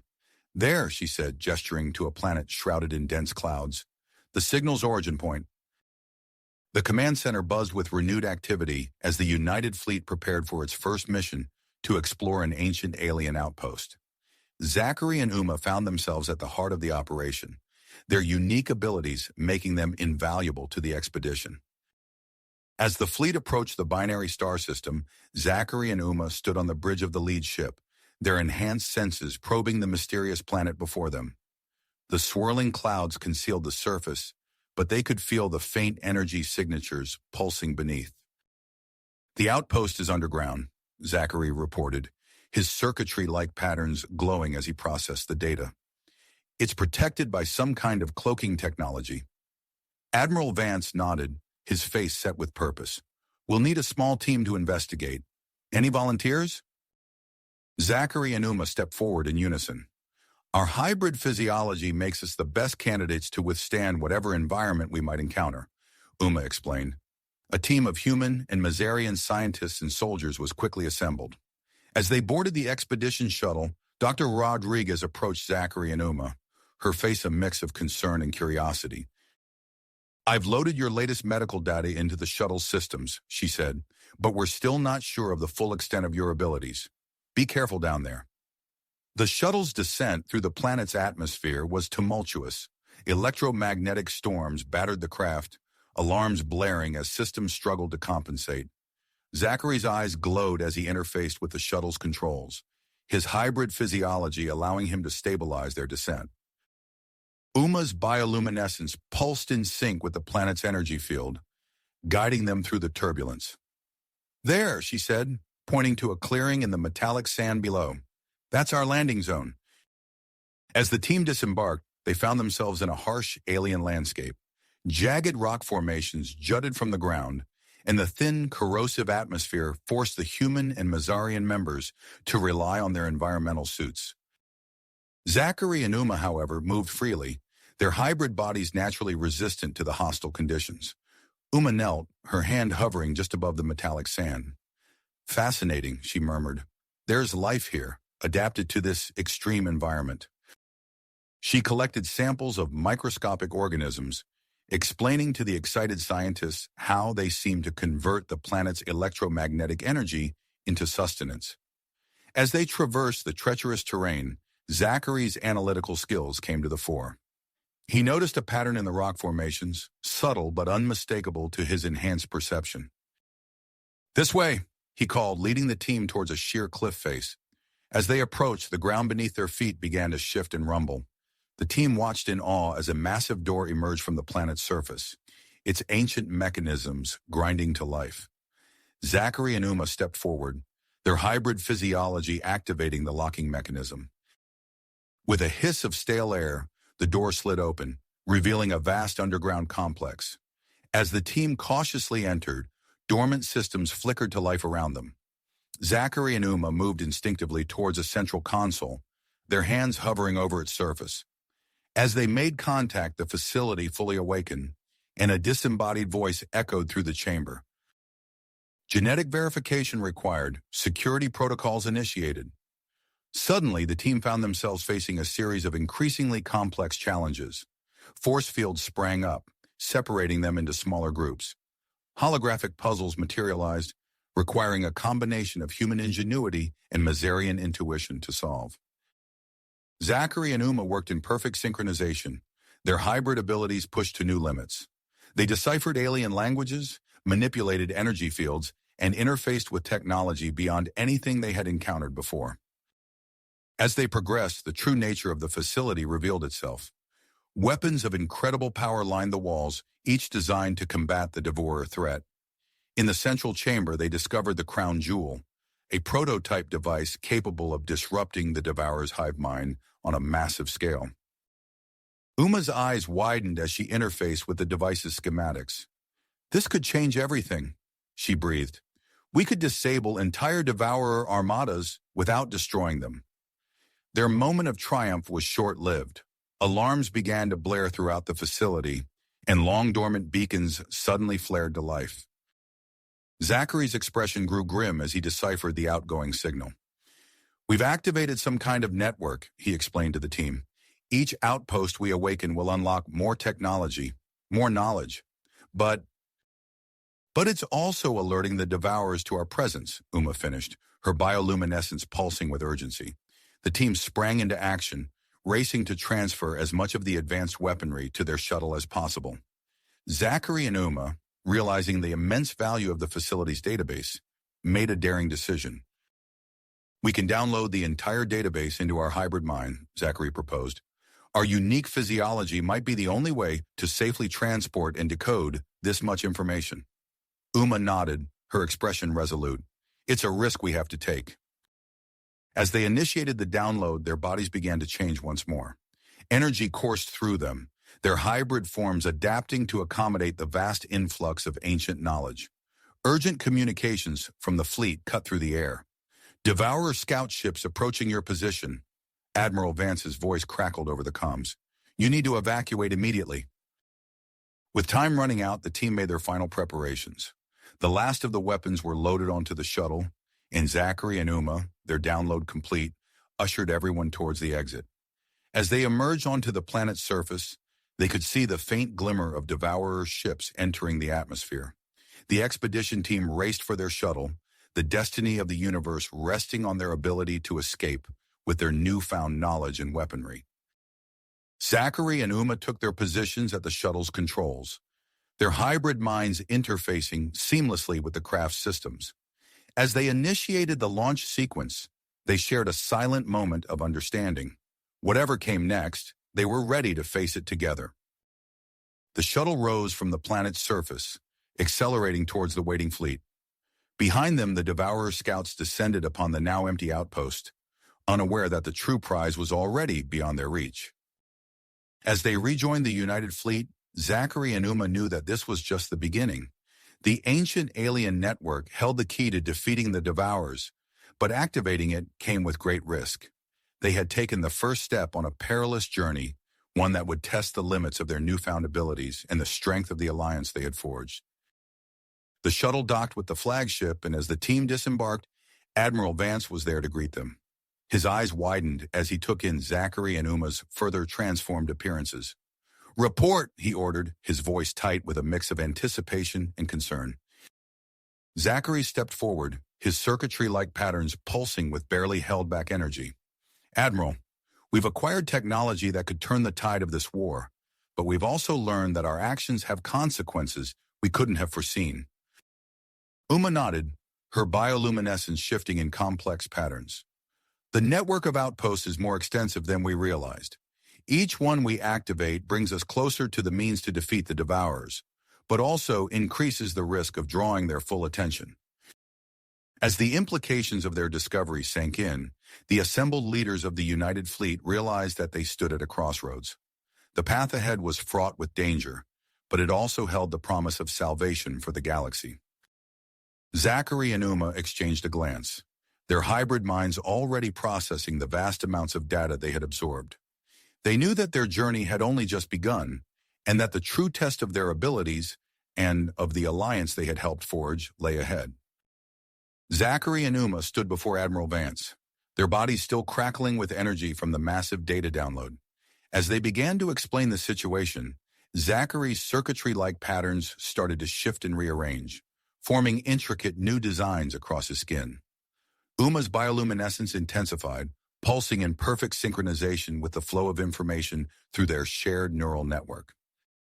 "Sir," Zachary said, his voice resonating with newfound power, "the data we've acquired is transforming us. We're still processing its full implications." Uma nodded, her luminescent patterns flaring. "Our bodies are adapting to accommodate the ancient knowledge. It's overwhelming, but we're managing it."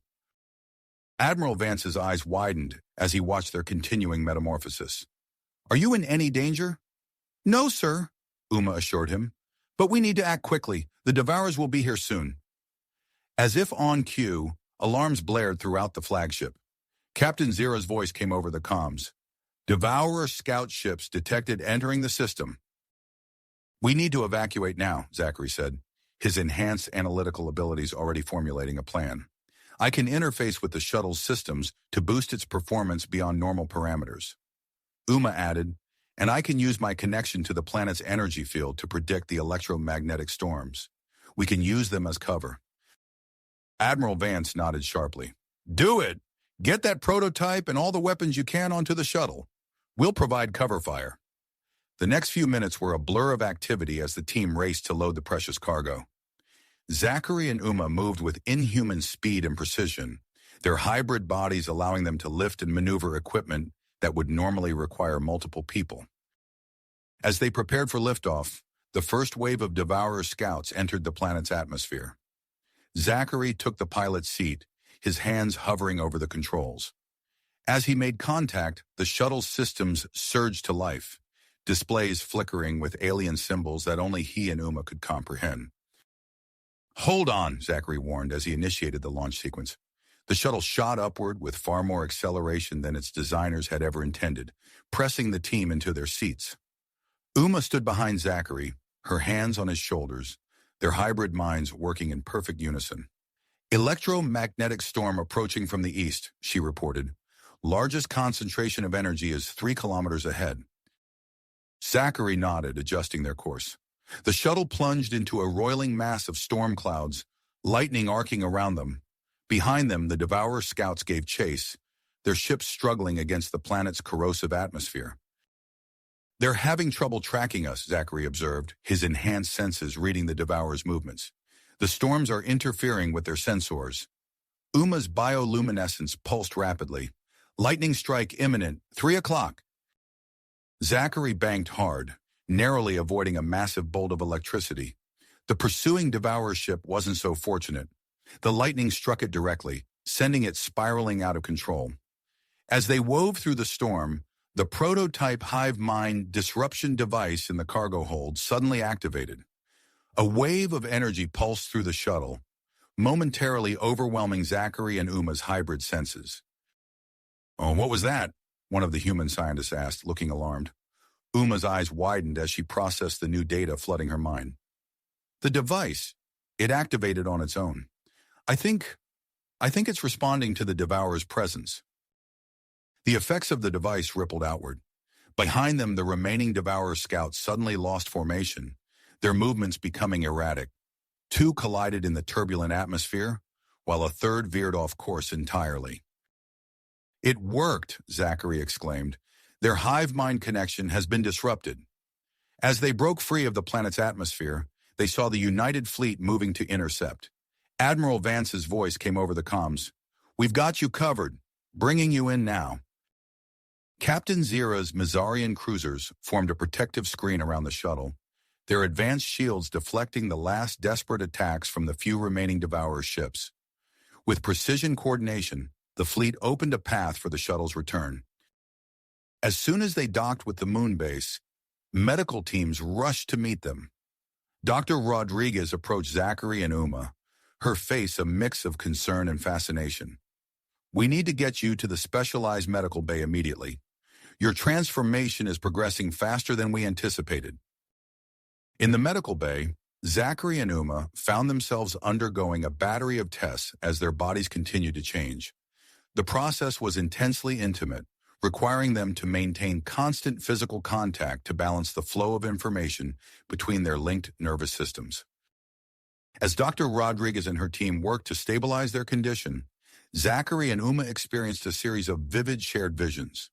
They saw flashes of the ancient aliens' history, the devastating first encounters with the Devourers, the frantic race to develop weapons and technology to combat the threat. "It's incredible," Uma murmured, her eyes unfocused as she processed the flood of information. Their civilization spanned galaxies. They fought the Devourers for millennia before developing the outpost network. Zachary nodded, his circuitry patterns pulsing with each new revelation. And now were the inheritors of their legacy, the key to defeating the Devourers once and for all. As days passed, their transformation stabilized, leaving them forever changed. Their bodies now existed in a constant state of flux, able to adapt to various environments and interface with a wide range of technologies. In the command center, the United Fleet's leadership convened to plan their next move. Admiral Vance looked to Zachary and Uma. "What do you propose?" Zachary stepped forward, his eyes glowing with drive. "We need to activate the remaining outposts. Each one will provide us with more resources, more allies." Uma nodded in agreement. "But we can't do it alone. We suggest creating more hybrid teams, carefully exposing volunteers to the ancient technology. We can split the fleet, target multiple outposts simultaneously." As the leaders debated the merits of this bold plan, an urgent message came through. The Aloran refugees had detected a signal from their home system. Some of their people might have survived the Devourer attack. The room fell silent as the implications sank in. Admiral Vance turned to Zachary and Uma. This complicates things. We can't ignore a potential rescue mission, but we also can't lose sight of our larger goal. Zachary and Uma exchanged a glance, their hybrid minds coming to the same conclusion. We'll go, Zachary said. Our abilities make us the best candidates to navigate Devourer-controlled space. Uma nodded. We can lead the Aloran rescue mission, while the rest of the fleet begins implementing the outpost activation plan. Admiral Vance studied them for a long moment before nodding. Very well, prepare for departure, and may whatever forces are out there watch over you both. As Zachary and Uma left to make ready for their perilous journey, the rest of the United Fleet began preparations for their multi-pronged offensive against the Devourer threat. The next phase of their battle for survival was about to begin, with the fate of multiple species hanging in the balance. Balance. The fate of multiple species hung in the balance as Zachary and Uma prepared for their perilous journey to the Aloran home system. Their hybrid ship, a marvel of human, Mazarian, and ancient alien engineering, sliced through the void of space. Zachary's hands danced over the controls, his circuitry-like patterns pulsing in sync with the ship's systems. Uma stood beside him, her bioluminescence casting a soft glow over the cockpit as she monitored the sensor readings. As they approached the outskirts of the Aloran system, a field of debris loomed before them. Twisted metal and shattered hulls bore silent witness to the devastation wrought by the Devourers. Devourer scout ships detected, Uma reported, her voice tight. They're patrolling the area in a grid pattern. Zachary nodded, his enhanced mind already calculating possible routes. We'll have to thread the needle. There's a sensor jamming nebula at coordinates 227 by 84. If we can reach it, we might be able to slip past undetected. He guided their ship through the debris field, narrowly avoiding collisions as they weaved between the remnants of destroyed vessels. A Devourer scout ship suddenly appeared on their starboard side, its biomechanical form a stark contrast to the lifeless wreckage around them. Uma's luminescence flared in warning. They're scanning this sector. Zachary's fingers flew over the controls, initiating a series of rapid maneuvers. The hybrid ship responded instantaneously, banking and rolling with impossible precision. They dove into the heart of the debris field, using the larger pieces as cover.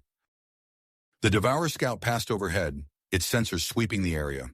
For a tense moment, Zachary and Uma held their breath, their hybrid bodies humming with suppressed energy. Then the scout moved on, continuing its patrol pattern.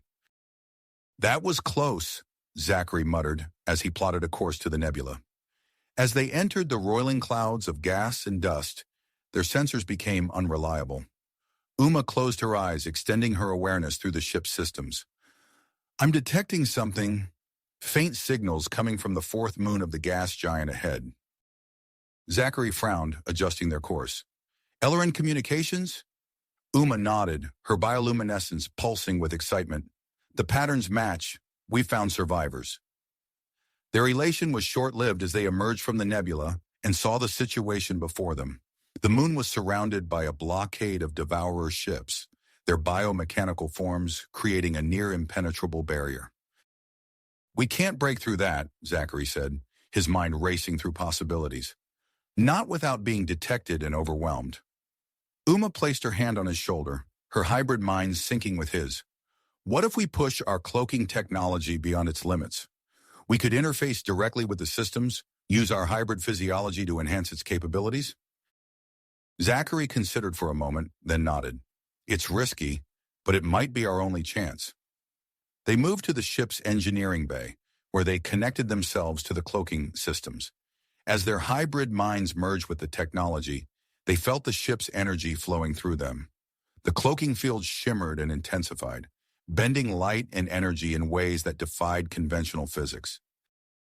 With agonizing slowness, they guided their ship toward the moon's surface. The strain of maintaining the advanced cloaking field was immense. Zachary's circuitry patterns flickered erratically, while Uma's bioluminescence pulsed with painful intensity. "Almost there," Zachary gritted out, sweat beading on his forehead. As they entered the moon's thin atmosphere, they detected a suitable landing site near a cluster of rocky outcroppings. They set the ship down with a gentle thud, then collapsed to the floor, their hybrid bodies trembling from the exertion. After a few moments to recover, they donned protective suits and exited the ship. The moon's surface was barren and pockmarked, with no obvious signs of habitation. Uma swept her arm in a wide arc, her enhanced senses probing the area. "This way," she said, pointing towards a narrow crevice between two towering rock formations. They made their way through the tight passage, emerging into a hidden valley. There, carved into the rock face, they saw the entrance to what appeared to be an underground complex. As they approached, a hidden panel slid open, revealing a bioscanner. Zachary and Uma exchanged glances, then pressed their hands against the scanner. For a tense moment, nothing happened. Then, with a soft hum, the entrance irised open. They stepped into a dimly lit corridor, their hybrid senses on high alert. Suddenly, a figure emerged from the shadows, pointing a strange weapon at them. "Stop right there," a feminine voice commanded. "Identify yourselves." Zachary raised his hand slowly. "We're here to help. I'm Zachary and this is Uma. We're part of the United Fleet fighting against the devourers." The figure stepped into the light, revealing herself to be an Elleran female with striking iridescent skin. Her eyes widened as she took in their hybrid appearance. "I am Lyra," she said, lowering her weapon. "How did you find us? We thought all hope of rescue was lost." Uma smiled gently. "We detected your distress signals. We're here to get you and your people to safety." Lyra nodded, her expression a mix of relief and purpose. "Follow me. There's something you need to see." She led them deeper into the complex, where they found a group of Aloran scientists working feverishly in a makeshift laboratory. In the center of the room stood a containment unit housing a swirling, iridescent substance. "This is why we couldn't leave," Lyra explained. "We've developed a prototype bioweapon designed to target the Devourer's unique biology. If we can perfect it, it could turn the tide of the war." Zachary and Uma exchanged meaningful looks.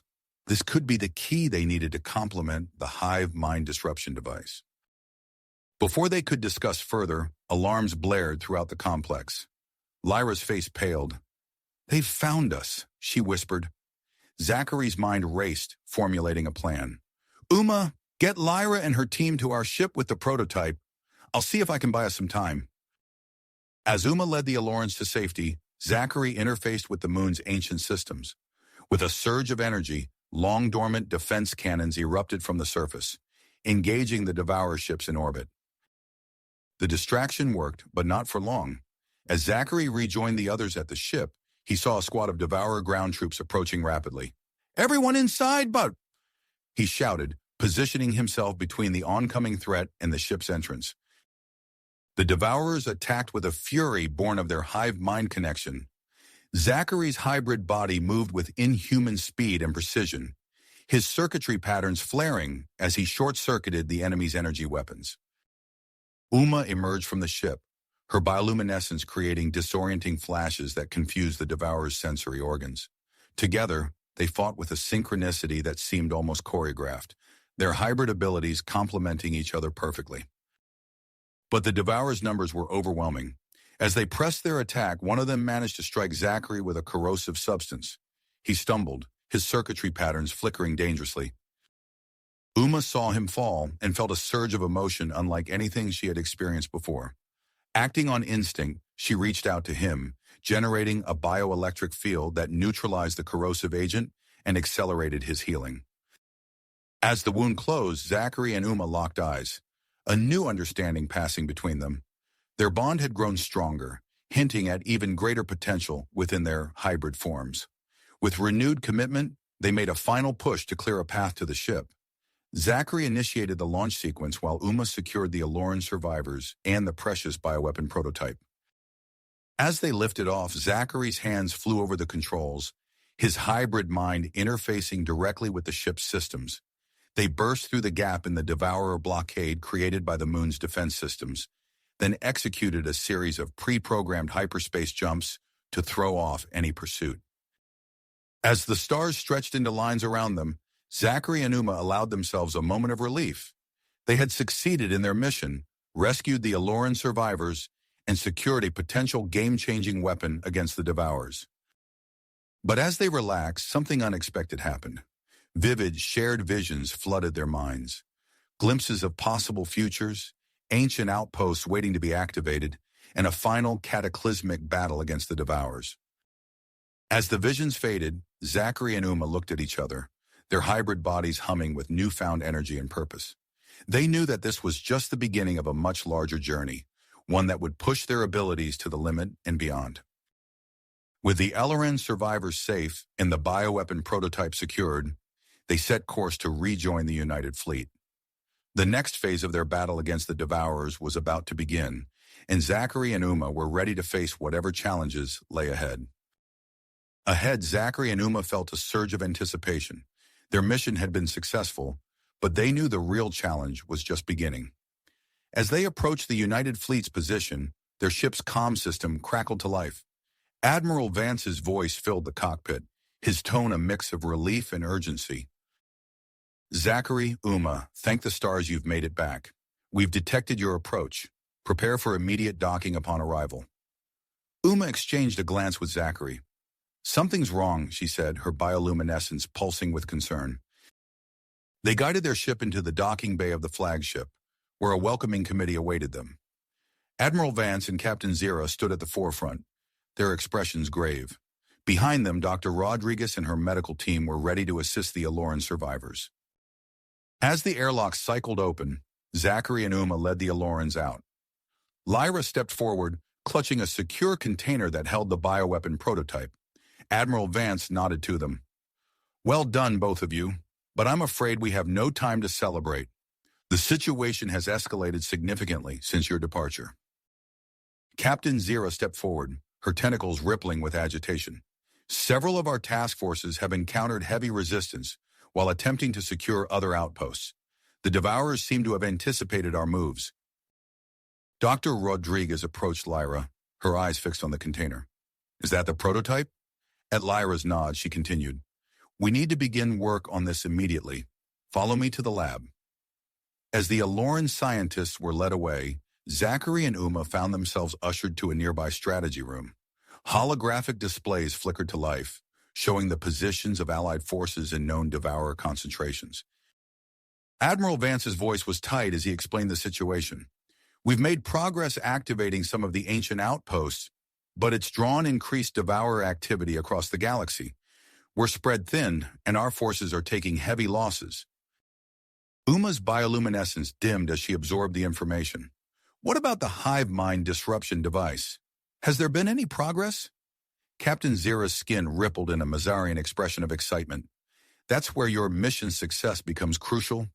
Dr. Rodriguez believes she can integrate the Aloran bioweapon with our disruption technology. If it works, we could have a game-changing weapon on our hands. Over the next few days, Zachary and Uma found themselves at the center of a whirlwind of activity. They split their time between strategy sessions with Fleet Command and the laboratory, where Dr. Rodriguez and Lyra worked tirelessly to combine their technologies. The hybrid couple's unique physiology proved invaluable in bridging the gap between the different systems. Their ability to interface directly with both organic and mechanical components allowed for unprecedented levels of integration. As the work progressed, initial tests of the combined weapon showed promising results. Simulations indicated that it could potentially incapacitate devourer forces on a massive scale. However, a significant problem quickly became apparent. Dr. Rodriguez's face was drawn with exhaustion as she explained the issue to the gathered leadership. The energy requirements for this weapon are enormous. Our current power system simply can't generate enough output for it to be effective on a large scale. A heavy silence fell over the room. The weapon was their best hope, but without a way to power it, they were back to square one. It was Uma who broke the silence, her bioluminescence pulsing with sudden inspiration. What if we could act as living conduits for the weapon? Zachary's eyes widened as he grasped her meaning. Our hybrid physiology, we could potentially channel and amplify the energy output. Dr. Rodriguez looked skeptical. The strain on your systems would be immense. We have no way of knowing how it would affect your merged consciousness. It's a risk we have to take, Zachary said firmly. If it gives us a chance to end this war, we're willing to try. As the group discussed the possibilities and risks of this plan, alarms suddenly blared throughout the ship. Captain Zira rushed to a nearby console, her tentacles flying over the controls. Long-range sensors have detected a massive devourer fleet assembling at the edge of the Proxima system, she reported, her voice tight with tension. Intelligence suggests they're preparing for a major offensive against our position. Admiral Vance's face hardened. We're out of time. Zachary, Uma, if you're certain about this, we need to begin preparations immediately. Dr. Rodriguez, oversee the modification process. Everyone else, battle stations. We need to be ready for whatever comes our way. As the room erupted into a flurry of activity, Zachary and Uma shared a look of willpower. They had come too far to back down now. Whatever the cost, they would see this through to the end. The next few hours passed in a blur of pain and focused concentration. Dr. Rodriguez and her team worked frantically to integrate components of the ancient alien technology directly into Zachary and Uma's hybrid physiology. The process was grueling, pushing the limits of their transformative abilities. Meanwhile, the United Fleet mobilized for the coming battle. Human, Mizarian, and Aloran ships formed a defensive perimeter around the moon base, which had been hastily retrofitted with the prototype weapon. Admiral Vance took command of the fleet's offensive capabilities from the flagship, while Captain Zira coordinated defensive maneuvers. As the final modifications were completed, Zachary and Uma were led to the heart of the weapon system. Their bodies glowed with an intense energy, visible distortions rippling across their skin as they interfaced with the ancient technology. Are you ready? Dr. Rodriguez asked, her voice filled with concern. Zachary and Uma nodded in unison, their merged consciousness already expanding to encompass the entire system. As they settled into position, they felt the immense power of the weapon thrumming through their bodies. The calm before the storm was shattered as the first wave of devourer ships entered the system. The space around them erupted into a chaotic light show of weapons fire and explosions. Zachary and Uma's shared consciousness expanded further, allowing them to perceive the entire battlefield at once. They used this expanded awareness to coordinate with Admiral Vance and Captain Zira, optimizing the fleet's tactics in real time. As the battle raged on, the weapon system reached full power. Zachary and Uma activated the combined hive mind disruption and bioweapon, channeling the energy through their hybrid forms. A massive wave of energy pulsed outward from the moon base, engulfing the devourer fleet. The effect was immediate and dramatic. Enemy ships began to lose cohesion, their crews seemingly incapacitated by the disruption of their hive mind connection. But the cost was high. The immense energy coursing through Zachary and Uma's bodies began to take its toll. Their hybrid forms started to destabilize, threatening to tear apart at the molecular level. Dr. Rodriguez and her medical team worked frantically to stabilize their condition, but the continuous output of the weapon made their efforts increasingly difficult. As the battle reached its climax, Zachary and Uma made a fateful decision. Despite the warnings of Dr. Rodriguez and the visible deterioration of their physical forms, they pushed their abilities to the absolute limit. With a final monumental effort, they generated a massive pulse of energy that engulfed the entire star system. This pulse completely neutralized the remaining devourer forces, but the cost was devastating. Zachary and Uma's physical forms collapsed, their consciousness scattered across the weapon's energy field. As the light of their final pulse faded, silence fell across the battlefield. The United Fleet had emerged victorious, but at a terrible price. Where Zachary and Uma had stood, only faint traces of their hybrid energy signature remained. As the dust settled, Dr. Rodriguez detected strange patterns within the moonbase's systems. Faint echoes of Zachary and Uma's consciousness pulsed through the ancient alien technology, leaving a glimmer of hope that not all was lost. Admiral Vance stood on the bridge of his flagship, surveying the aftermath of the battle. The devourers had been defeated, but the cost had been high, and he knew that this was only the beginning. As the fleet began to regroup and assess the damage, a new challenge loomed before them: how to restore Zachary and Uma. the hybrid heroes who had sacrificed everything to secure this victory. The war had entered a new and uncertain phase, and the united species of the galaxy would need every advantage they could get for the battles that lay ahead. The aftermath of the battle left the United Fleet in a state of exhausted triumph. As the debris of devourer ships drifted silently through space, Admiral Vance turned his attention to the moon base, where Zachary and Uma had made their ultimate sacrifice. "Dr. Rodriguez, what's the status of our hybrid heroes?" he asked, his voice tight with concern. The scientist's holographic image flickered to life on the bridge. "Admiral, we've detected faint energy signatures within the moon base's systems. It's unlike anything we've seen before." Captain Zira leaned forward, her tentacles twitching with interest. "Are you saying they've survived?" "In a manner of speaking," Dr. Rodriguez replied. "Their consciousnesses seem to have merged with the ancient alien technology. We're not dealing with physical beings anymore, but something more." Admiral Vance's brow furrowed as he considered the implications. "Can we bring them back?" Before Dr. Rodriguez could answer, Lyra's voice cut in. The Aloran scientist had been listening intently to the conversation. "I may have a solution, Admiral. It's risky, but it might be our only chance to reconstitute Zachary and Uma." As Lyra outlined her plan to extract the hybrid couple's merged consciousness and create new physical forms for them, the atmosphere on the bridge grew tense with anticipation. Admiral Vance listened carefully, weighing the potential benefits against the risks. "Very well," he said finally. "You have my authorization to proceed, Dr. Lyra, but I want regular updates on your progress." As Lyra and Dr. Rodriguez began their work, the United Fleet received an unexpected transmission. Captain Zira's eyes widened as she processed the information. "Admiral, we're picking up a distress signal from the Proxima system. It's from human colonies we thought were lost to the devourers." Admiral Vance's head snapped up. "Confirmed survivors?" "Yes, sir. They've managed to hide in an underground network. They're requesting immediate evacuation." The Admiral's mind raced, considering the strategic implications. "Captain Zira, I want you to lead a rescue mission. We need every ally we can get in this war."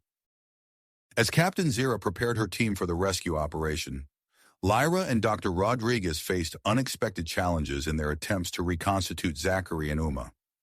The hybrid couple's consciousness resisted conventional extraction methods, seeming to have evolved beyond their original state. Lyra worked tirelessly, her fingers dancing over holographic displays as she analyzed the complex energy pulses emanating from the moon base's systems. Suddenly, her eyes widened with realization. "Dr. Rodriguez," she called out, "look at this pattern. The base isn't just holding their consciousness, it's trying to communicate with us." The two scientists huddled over the display, their faces illuminated by the pulsing lights. As they deciphered the alien language of energy, a new plan began to take shape. Days turned into weeks as Lyra and Dr. Rodriguez worked to construct two highly advanced android bodies. These vessels were unlike anything created before, a true fusion of human, Mazarian, Aloran, and ancient alien technology. As the android bodies neared completion, a wave of unease swept through the fleet. Long-range sensors had detected a massive gravitational anomaly approaching their position. Admiral Vance's voice was grim as he addressed the fleet. "We've confirmed the anomaly. It's a devourer world ship, a vessel capable of consuming entire star systems. All hands prepare for imminent conflict." In the lab, Lyra and Dr. Rodriguez initiated the consciousness transfer process. The moon base hummed with energy as Zachary and Uma's merged minds began to download into the android bodies. Suddenly, alarms blared throughout the facility as power fluctuations disrupted the base's defense systems. In that moment of crisis, Zachary and Uma made a decision that would change the course of the war. Instead of fully transferring to the android bodies, they divided their essence. Part of their merged consciousness entered the physical forms, while the rest remained integrated with the moon base's systems. The android bodies came to life, eyes opening to reveal a swirling mix of colors, a visual representation of their hybrid nature. Zachary and Uma stood, their movements fluid and precise as they adapted to their new forms. "We remember," Zachary said. his voice a blend of organic warmth and synthetic precision. Uma nodded, her skin shimmering with bioluminescence. We are more than we were, yet still ourselves. As they quickly assessed the situation, Captain Zira's ship returned from the Proxima system, bringing with it the rescued human colonists. Among them was Dr. Elias Dixon, a xenobiologist whose secret research on devourer biology promised new insights into refining their bioweapon. With the Devourer world ship approaching and time running out, Zachary and Uma proposed a daring plan. They would use their unique ability to interface with both organic and technological systems to infiltrate the massive vessel and upload a modified version of the bioweapon directly into its core. Admiral Vance listened to their proposal, his face etched with concern. You've already sacrificed so much. Are you certain about this? Zachary and Uma spoke in unison, their voices resonating with newfound power. We are the bridge between worlds, Admiral. This is what we were meant to do. As preparations for the mission began in earnest, Dr. Dixon worked alongside Lyra to adapt the bioweapon for Zachary and Uma's new hybrid forms. The United Fleet mobilized, ready to launch a massive diversionary attack to cover the infiltration mission. In the final hours before the mission, Zachary and Uma made last-minute adjustments to their android bodies. Their physical forms shimmered and shifted, demonstrating a limited but crucial ability to adapt to unknown environments. As they boarded the specially designed stealth craft that would carry them to the Devourer world ship, Zachary and Uma shared a moment of connection. Their hands intertwined, organic warmth meeting synthetic precision in a perfect blend. Ready, one? Zachary asked, his eyes reflecting the star field beyond the hangar bay. Uma's bioluminescence pulsed in response. Always. The hangar bay doors opened, revealing the vastness of space and the looming threat of the Devourer world ship. As Zachary and Uma's stealth craft slipped into the void, the United Fleet took up battle positions around them. Admiral Vance stood on the bridge of his flagship, watching as the hybrid couple's ship disappeared from view. He turned to face the fleet, his voice carrying across all communication channels. All ships prepare for engagement. Today we fight not just for our survival, but for the future of all sentient life in the galaxy. As the United Fleet surged forward to meet the Devourer world ship, Zachary and Uma's small craft darted through the chaos of battle, invisible to both friend and foe. Their mission had begun, carrying with it the hopes of countless billions across the stars. Galaxy. Their stealth craft darted through the chaos of battle, a mere speck against the colossal backdrop of the Devourer world ship. As they approached the massive vessel, Zachary and Uma's hybrid senses came alive with data. The world ship's outer defenses loomed before them, a complex network of energy fields and automated weapon systems. Initiating cloaking sequence, Uma said, her fingers dancing across the control panel. The stealth craft shimmered and seemed to fade from view, its outline blurring into the starry backdrop. Zachary focused his attention on navigating through the world ship's defenses. His android eyes processed the incoming data at an inhuman speed, identifying gaps and weaknesses in the protective grid. There, he said, pointing to a fluctuation in the energy field. We can slip through that opening. Uma nodded, guiding their craft with precision. They held their breath as they passed through the barrier, the hull of their ship vibrating with the proximity of the energy field. Once inside, they docked their craft in an unguarded maintenance bay. As they stepped out, their android bodies immediately began to interface with the world ship's systems. I'm bypassing the security protocols now, Uma whispered, her eyes glowing with streams of data. We should have access to the inner chambers in moments. Suddenly, an alarm blared nearby.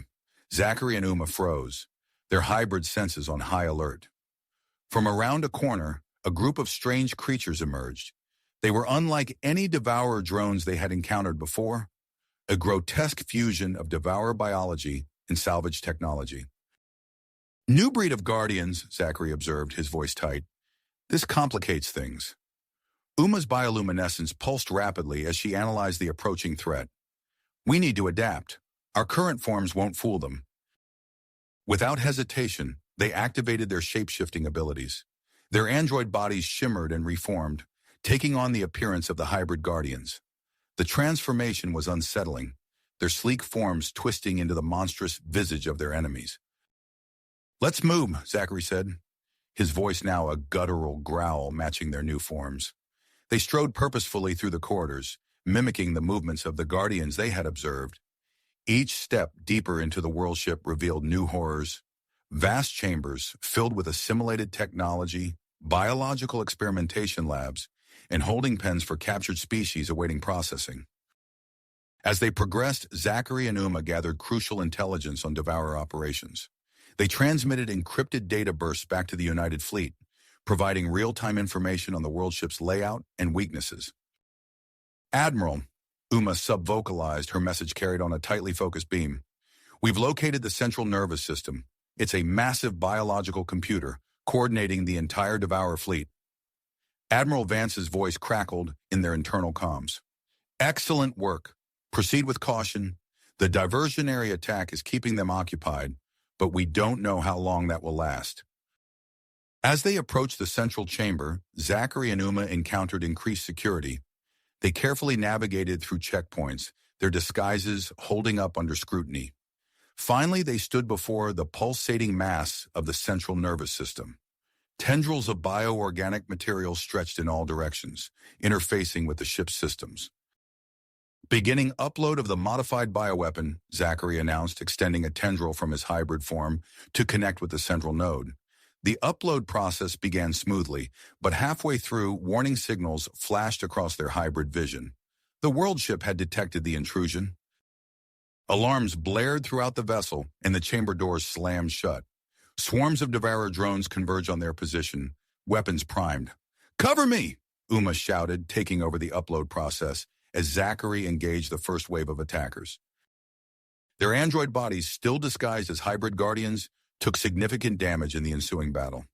Zachary's left arm hung limp, sparking with exposed circuitry, while Uma's bioluminescent patterns flickered erratically. Upload at 85%, Uma reported, her voice strained. We need more time. Outside the world ship, the United Fleet sensed the critical juncture of the mission. Captain Zera's voice cut through the comms. Squadron Delta, form up on me. We're punching a hole in that hull. A precision strike from Zera's fighters created a breach in the world ship's outer structure. The resulting chaos bought Zachary and Uma precious seconds as Devourer forces diverted to address the new threat. Upload complete, Uma announced triumphantly, but we're cut off from our exit route. Zachary scanned the chamber, his hybrid senses detecting a faint energy signature. The power core. It's our only chance. They fought their way through waves of drones, their android forms shedding the last vestiges of their guardian disguises. Reaching the power core, they initiated the final stage of their plan. We have to merge with the systems, Zachary said, his voice heavy with the weight of their decision.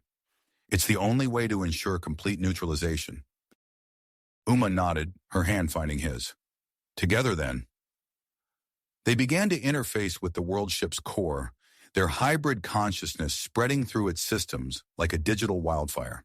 The strain on their android bodies was immense, threatening to tear their merged consciousness apart. As the world ship began to falter, Devourer ships across the battlefield lost cohesion. The United Fleet pressed their advantage, their weapons finding vulnerable targets with unerring accuracy.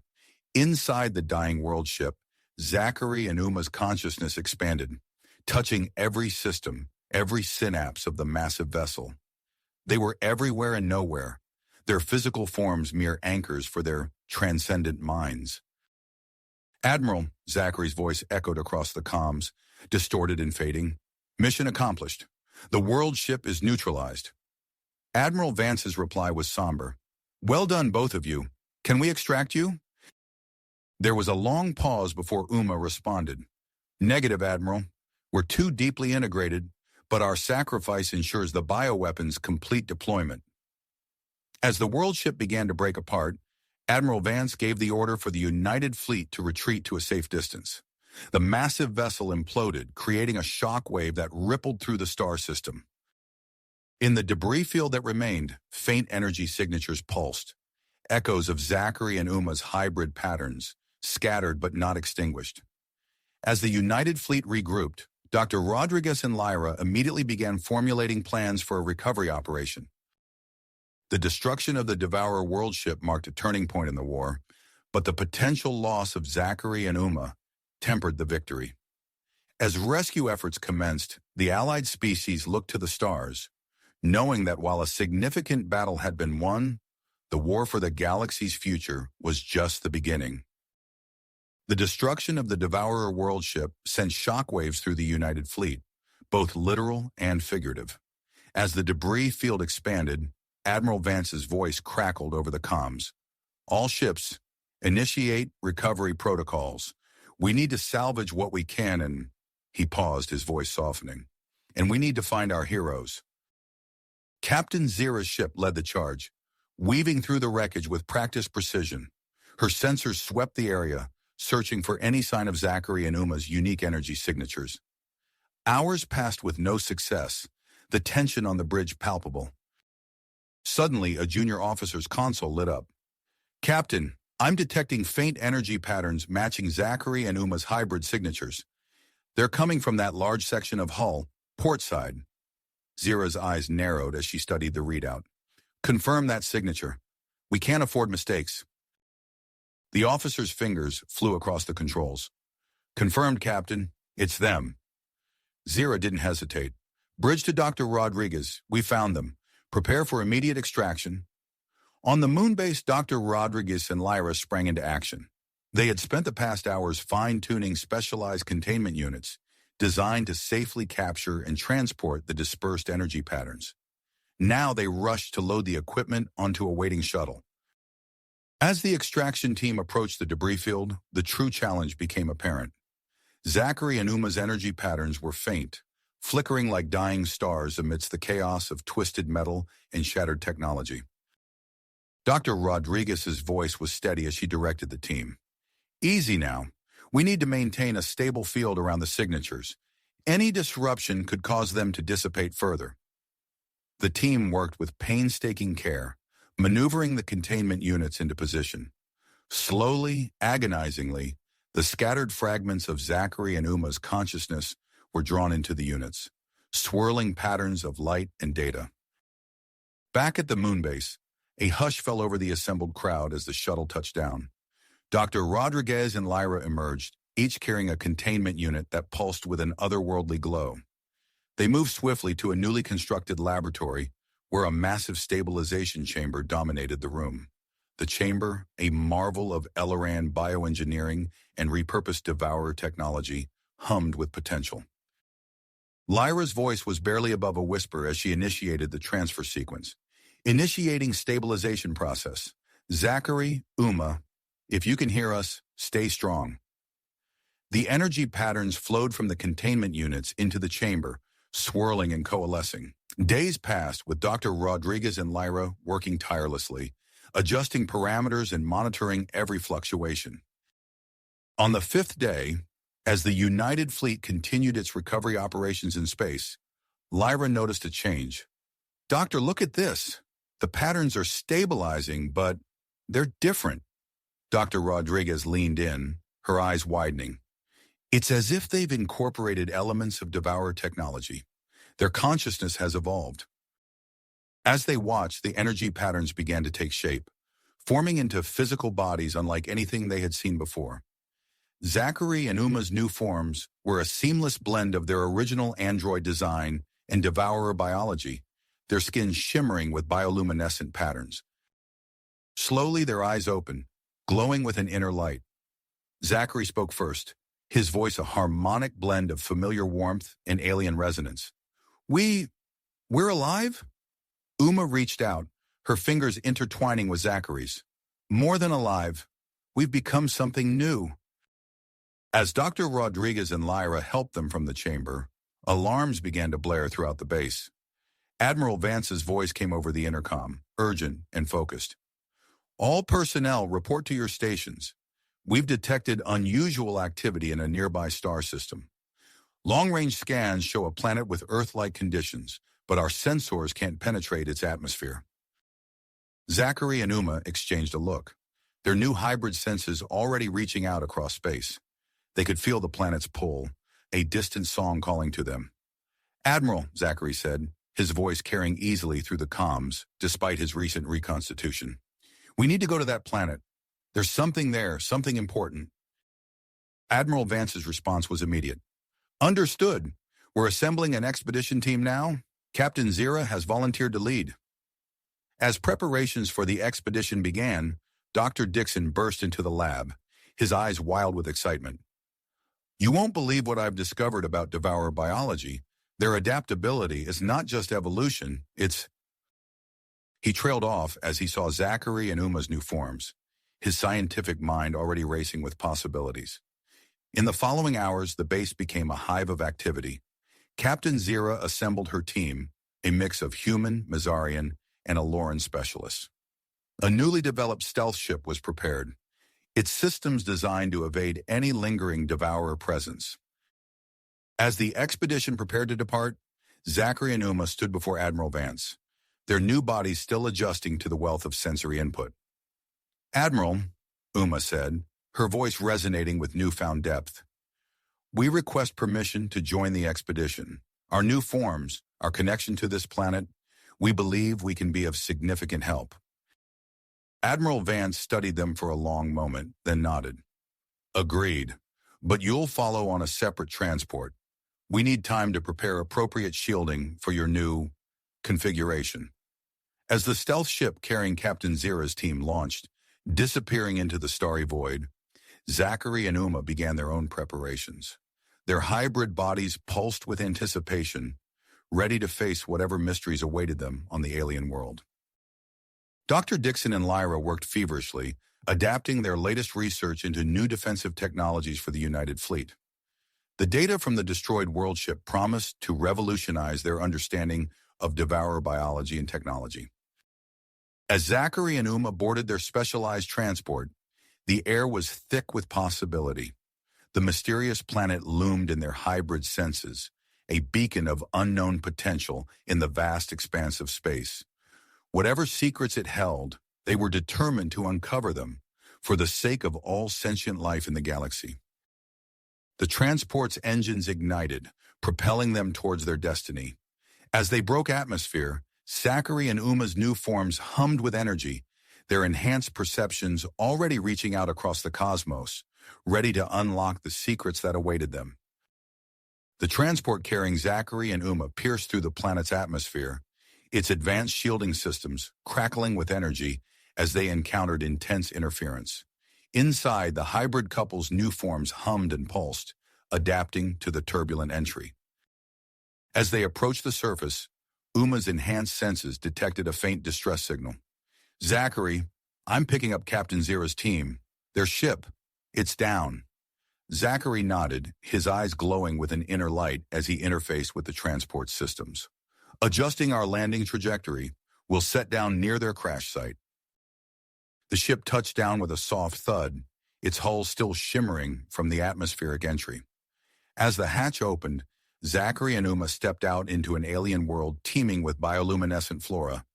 Their skin immediately began to change, developing a subtle glow that mimicked the surrounding vegetation.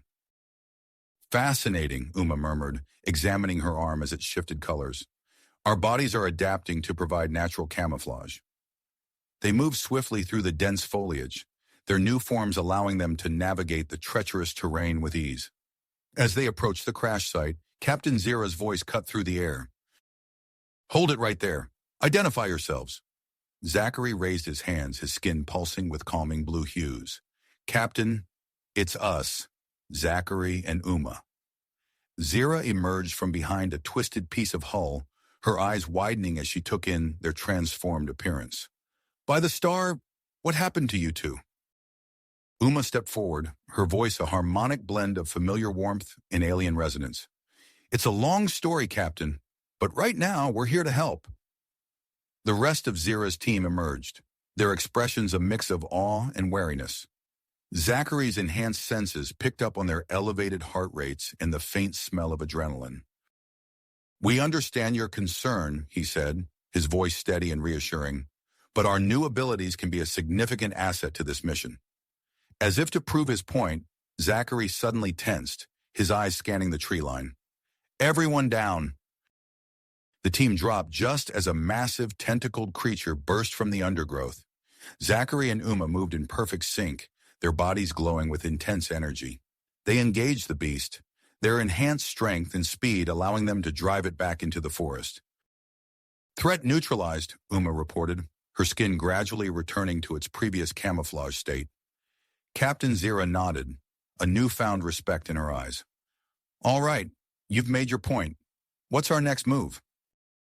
Zachary pointed deeper into the forest. We're detecting unusual energy signatures in that direction. It could be related to the ancient ruins we were sent to investigate. The team moved out, with Zachary and Uma taking point. Their hybrid senses allowed them to detect hidden pitfalls and poisonous flora, guiding the group safely through the alien landscape. After hours of trekking, they came upon a clearing filled with crumbling structures. The ruins were overgrown with bioluminescent vines, but the intricate symbols etched into the walls were still visible. Uma approached one of the walls, her fingers tracing the glowing patterns. These markings, they're similar to those we encountered on the lunar base. Zachary nodded, his eyes unfocused as he processed the information. Not just similar, they're part of the same language system, and I think I can read them. The team watched in amazement as Zachary and Uma moved from one structure to another, their hybrid minds working in tandem to decipher the ancient script. It's a warning, Uma said, her voice filled with urgency. And an invitation. Zachary continued. This planet was a research facility. They were developing weapons to use against the devourers. Captain Zira stepped forward, her hand resting on her weapon. Weapons? Are they still active? Uma shook her head. Not weapons in the traditional sense. More like fail-safes. And according to these inscriptions, the most powerful one is hidden beneath our feet. As if responding to their discovery, the ground began to tremble. A section of the ruins shifted, revealing a hidden entrance leading underground. Zachary turned to the team, his eyes glowing with an otherworldly light. We need to go down there. Whatever's hidden below, it could be the key to turning the tide against the devourers. Captain Zira nodded, her face set with drive. Agreed, but we proceed with caution. This place has already proven to be full of surprises. As the team prepared to descend into the underground complex, Zachary and Uma exchanged a look. Their hybrid bodies thrummed with energy, sensing the magnitude of what lay ahead. Whatever secrets this planet held, they were about to uncover them and potentially change the course of the war in the process. The group moved towards the entrance, the bioluminescent flora casting an eerie glow on their faces. As they stepped into the darkness below, the ruins above seemed to pulse with ancient power, as if awakening after eons of slumber. Slumber. As the team descended into the underground complex, the air grew thick with an otherworldly energy that seemed to resonate with Zachary and Uma's hybrid forms. Their journey through the subterranean passages was illuminated by the soft glow emanating from their skin, casting eerie shadows on the ancient walls. Captain Zira and her team followed closely, their weapons at the ready, eyes darting to every corner of the unfamiliar terrain. After what felt like hours of navigating through winding corridors, they emerged into a vast chamber. At its center stood a colossal device, pulsing with an energy that made the air itself vibrate. This is it, Zachary breathed, his voice carrying an undercurrent of awe. The fail-safe. Uma approached the device, her hand hovering just above its surface. It's still active. I can feel it. Calling to us. Without warning, tendrils of energy shot out from the device, enveloping Zachary and Uma. The rest of the team recoiled, weapons raised, but the hybrid couple remained calm. We're okay, Uma assured them, her voice echoing with a new resonance. It's integrating with us. The energy pulsed and flowed, and before the astonished eyes of Captain Zira and her team, Zachary and Uma's forms shifted once more. Their skin took on a metallic sheen, patterns of light racing across their bodies in complex, ever-changing configurations. As the energy subsided, Zachary turned to the team, his eyes now glowing with an intense, piercing light. We understand now.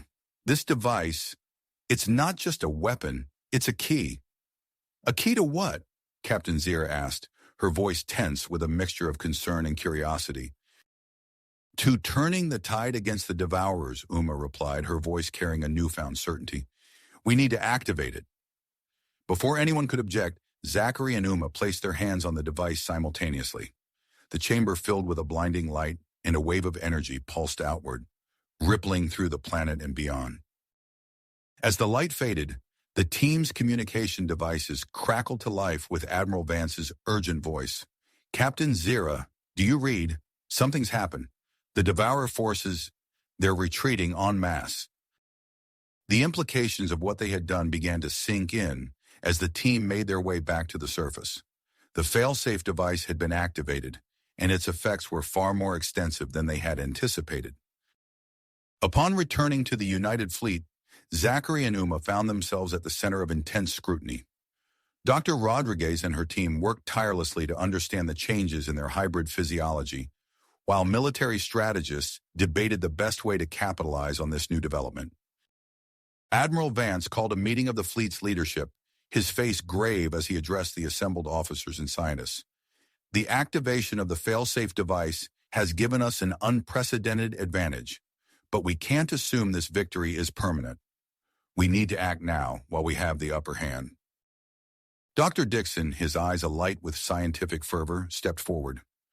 Admiral, if I may, our initial analysis of Zachary and Uma's new physiology suggests that they've integrated elements of the ancient alien technology. This could provide us with invaluable insights into Devourer weaknesses. The Admiral nodded, his mind already racing with tactical possibilities. Agreed. We need to strike while the iron is hot. He turned to Zachary and Uma, who stood quietly at the edge of the group, their new forms still adjusting to the wealth of sensory input. Are you two up for another mission? Zachary and Uma exchanged a glance, their hybrid minds communicating in ways that transcended words. After a moment, Uma spoke, her voice resonating with newfound depth and certainty. We're ready, Admiral. What do you need us to do? We've detected Devourer activity in a nearby star system, Vance explained, bringing up a holographic map. It could be a remnant force, or perhaps a new evolution of their technology. Either way, we need to investigate. As the briefing continued, plans were made for a specialized team to be assembled. A new stealth ship, designed to take advantage of Zachary and Uma's unique abilities, was quickly prepared for the mission. Hours later, as the stealth ship prepared for departure, Zachary and Uma stood at the viewport, their hybrid forms reflecting the stars.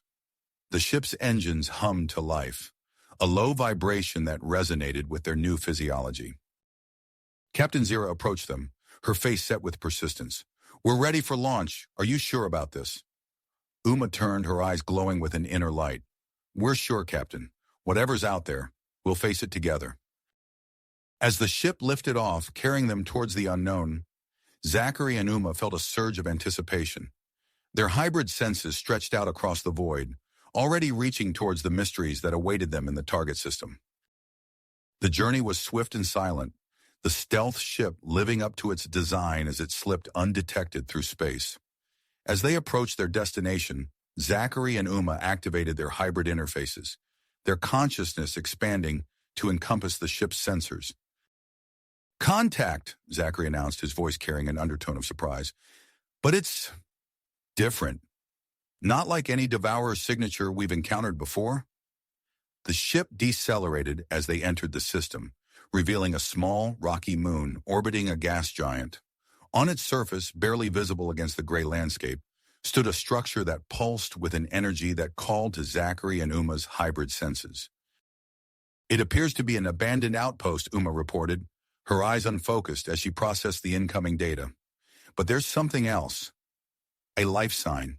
Faint, but present. Captain Zira nodded, her hand hovering over the ship's controls.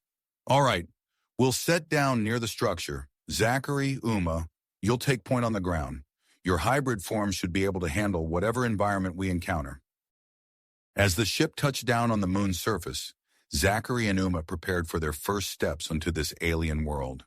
Their skin shifted, adapting to the harsh environment even before they left the ship's airlock. The team moved cautiously towards the outpost, Zachary and Uma in the lead, their hybrid forms allowing them to navigate the treacherous terrain with ease.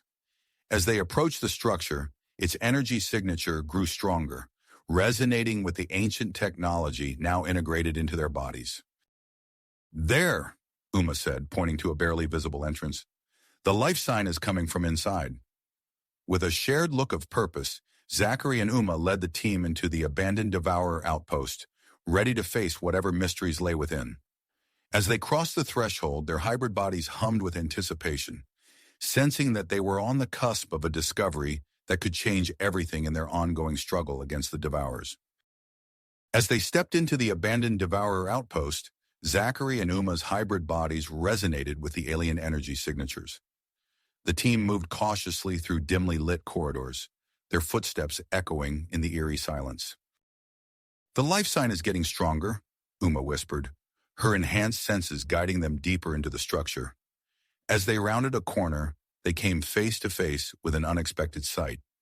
In a chamber filled with pulsing biomechanical equipment, they found a lone figure. Not a devourer, but a member of an unknown alien species. The alien with iridescent skin and large expressive eyes looked up at them with a mixture of fear and hope. You're not devourers," it said in a halting, synthesized voice. "We're not," Zachary confirmed, approaching slowly. "I'm Zachary, and this is Uma. We're here to help." The alien introduced itself as Jinra, a scientist from a distant world that had fallen to the devourers. It had been left behind during the hasty evacuation of this outpost, trapped in a stasis field for an unknown period. As they helped Shinra to its feet, Zachary and Uma felt a strange tingling sensation where their skin made contact with the aliens. Unbeknownst to them, this moment of contact would set in motion a chain of events that would alter the course of their mission and their very beings. The team quickly made their way back to the ship, bringing Shinra with them. As they departed the moon, Captain Zira sent an urgent message to Admiral Vance, reporting their unexpected find. Upon their return to the United Fleet, Shinra was taken to a secure medical bay for examination, while Zachary and Uma underwent their own battery of tests. Dr. Rodriguez, leading the medical team, noticed some subtle changes in the hybrid couple's physiology. There's something different about your cellular structure," she mused, studying the readouts. "It's as if your bodies are preparing for another transformation." Before they could delve deeper into these findings, Admiral Vance called an emergency meeting. The intelligence gathered from the abandoned outpost, combined with Shinra's knowledge, painted a grim picture of the Devourers' plans. "They're developing a new type of world ship," Vance explained, his face grave as he addressed the assembled leaders. "Capable of assimilating entire planets and converting them into mobile battle stations." The room erupted into concerned murmurs. Zachary and Uma exchanged a look, feeling the weight of this new threat. "We need to act fast," Vance continued. "I'm authorizing the creation of a specialized infiltration unit. Zachary, Uma, I want you to lead it, and I believe our new guest, Shinra, could provide valuable insights." As the meeting adjourned, Zachary and Uma made their way to the lab where Shinra was being kept under observation. As they entered, they felt a sudden wave of dizziness. Shinra looked up, its large eyes widening. You're changing," it said, its voice filled with wonder. Before their eyes, Zachary and Uma's bodies began to shift. Their skin took on a shimmering quality, reminiscent of Shinra's iridescent hue. Their senses sharpened even further, and they could feel their ability to interface with technology expanding exponentially. Dr. Rodriguez burst into the room, alarms blaring on her medical tricorder. "What's happening?" she demanded, scanning the trio. It's my pheromones," Shinra explained, looking both awed and guilty. "They must have triggered a reaction in their hybrid physiology." As the transformation subsided, Zachary and Uma stood straighter, their bodies humming with new energy. They could feel a heightened connection, not only to each other, but to Shinra as well.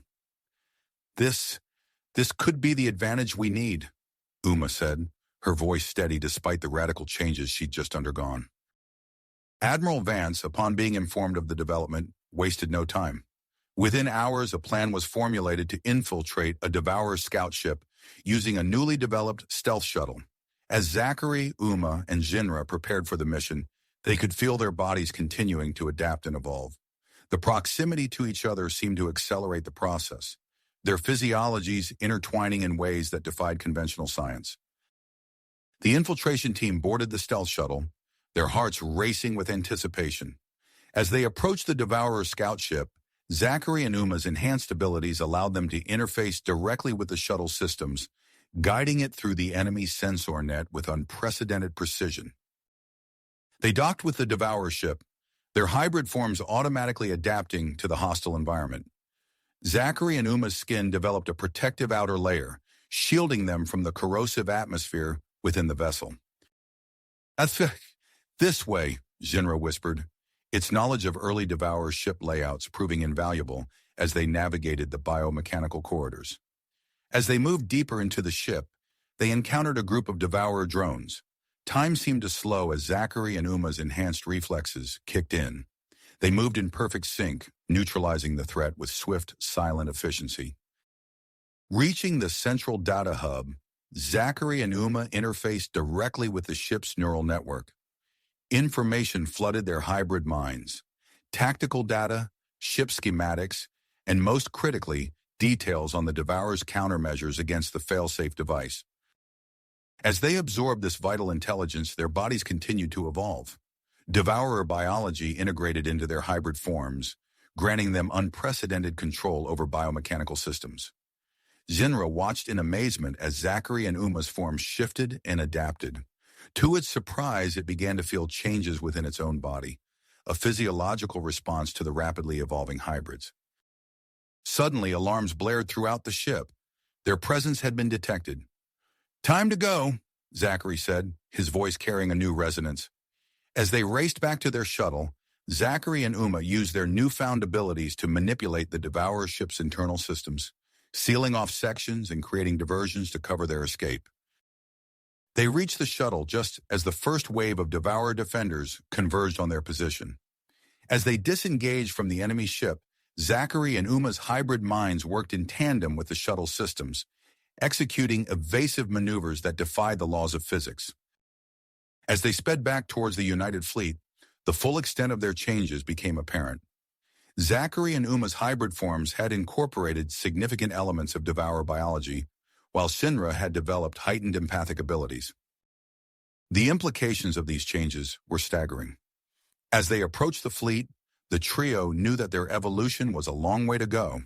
Whatever lay ahead, they would face it together, their intertwined destinies now inexorably linked to the fate of humanity and all alien species. Races linked to the fate of humanity and all alien species in the galaxy.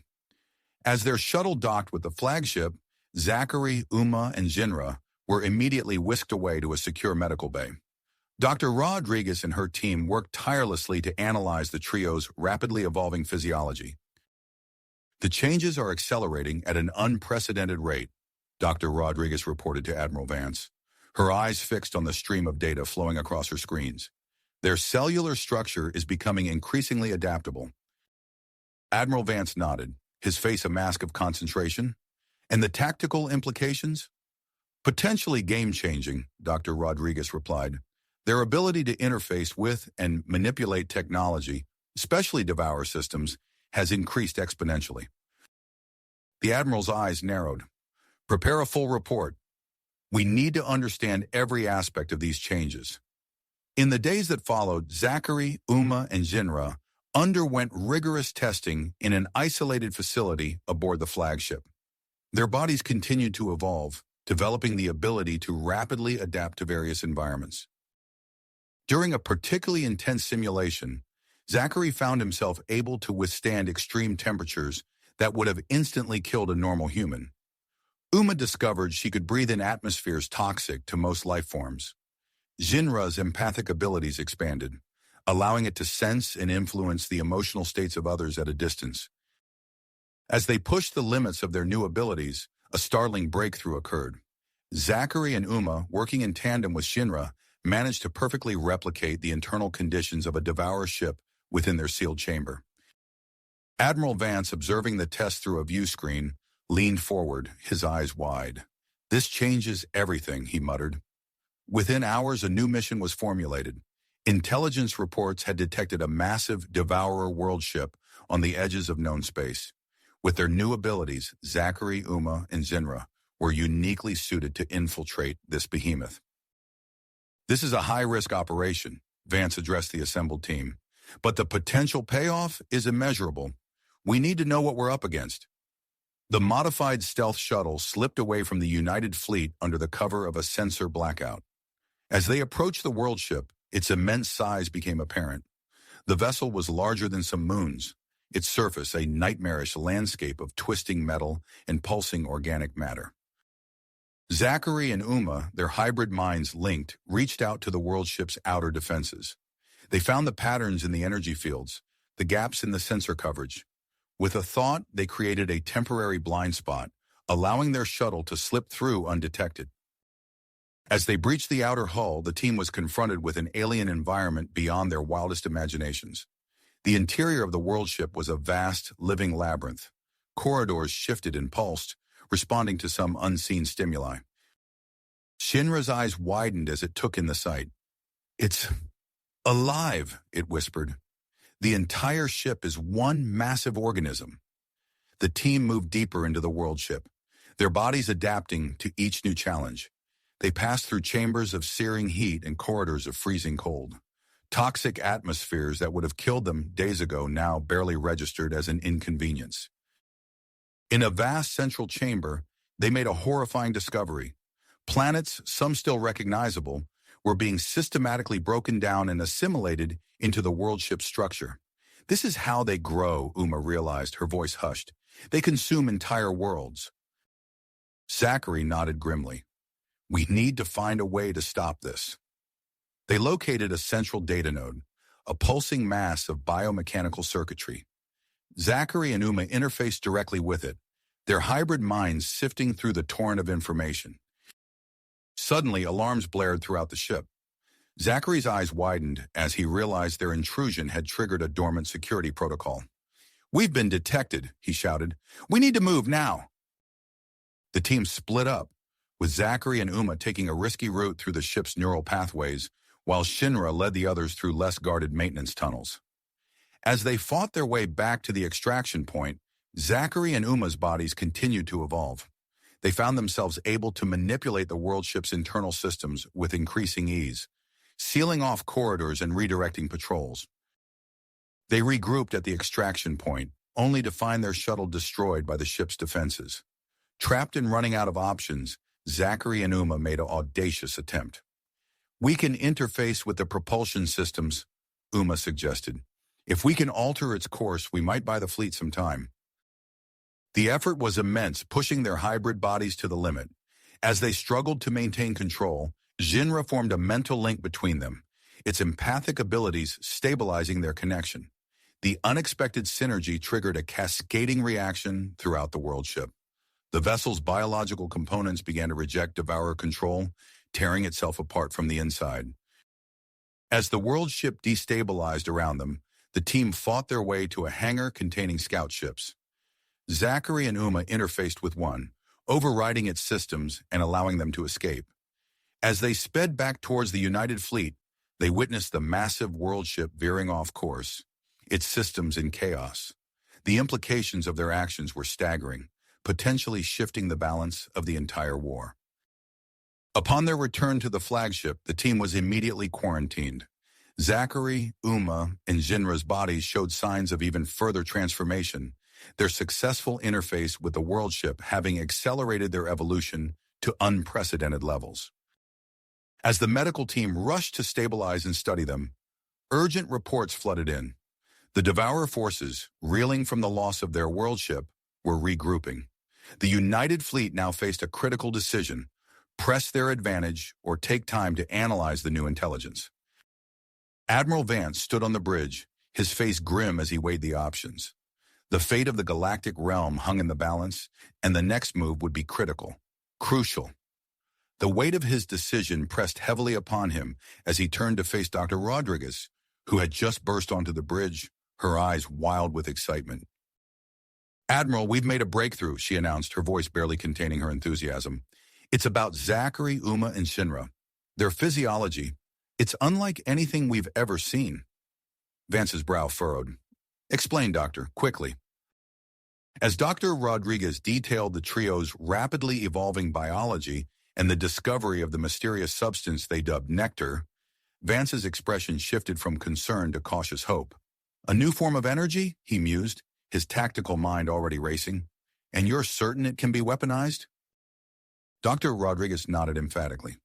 With proper research, yes, but we need a secure facility, isolated from potential contamination. Vance's decision was swift. There's a desert planet in the nearby system. Harsh, uninhabited. It'll have to do. He turned to his communications officer. Prepare for immediate relocation of our research team and the subjects. Within hours, a convoy of ships departed the flagship, carrying Zachary, Uma, Jinra, and a select team of scientists and security personnel. As they approached the desert planet, Zachary peered out the viewport, taking in the vast expanse of sand and rock. It's beautiful, Uma murmured beside him, her hand unconsciously finding his. In a desolate sort of way. Shinra, its skin shimmering with an iridescent sheen, joined them. I sense potential here. Great change. The landing was smooth and the team quickly set to work establishing the research facility. Prefabricated structures rose from the sand, shielded by advanced force fields to keep out the harsh environment.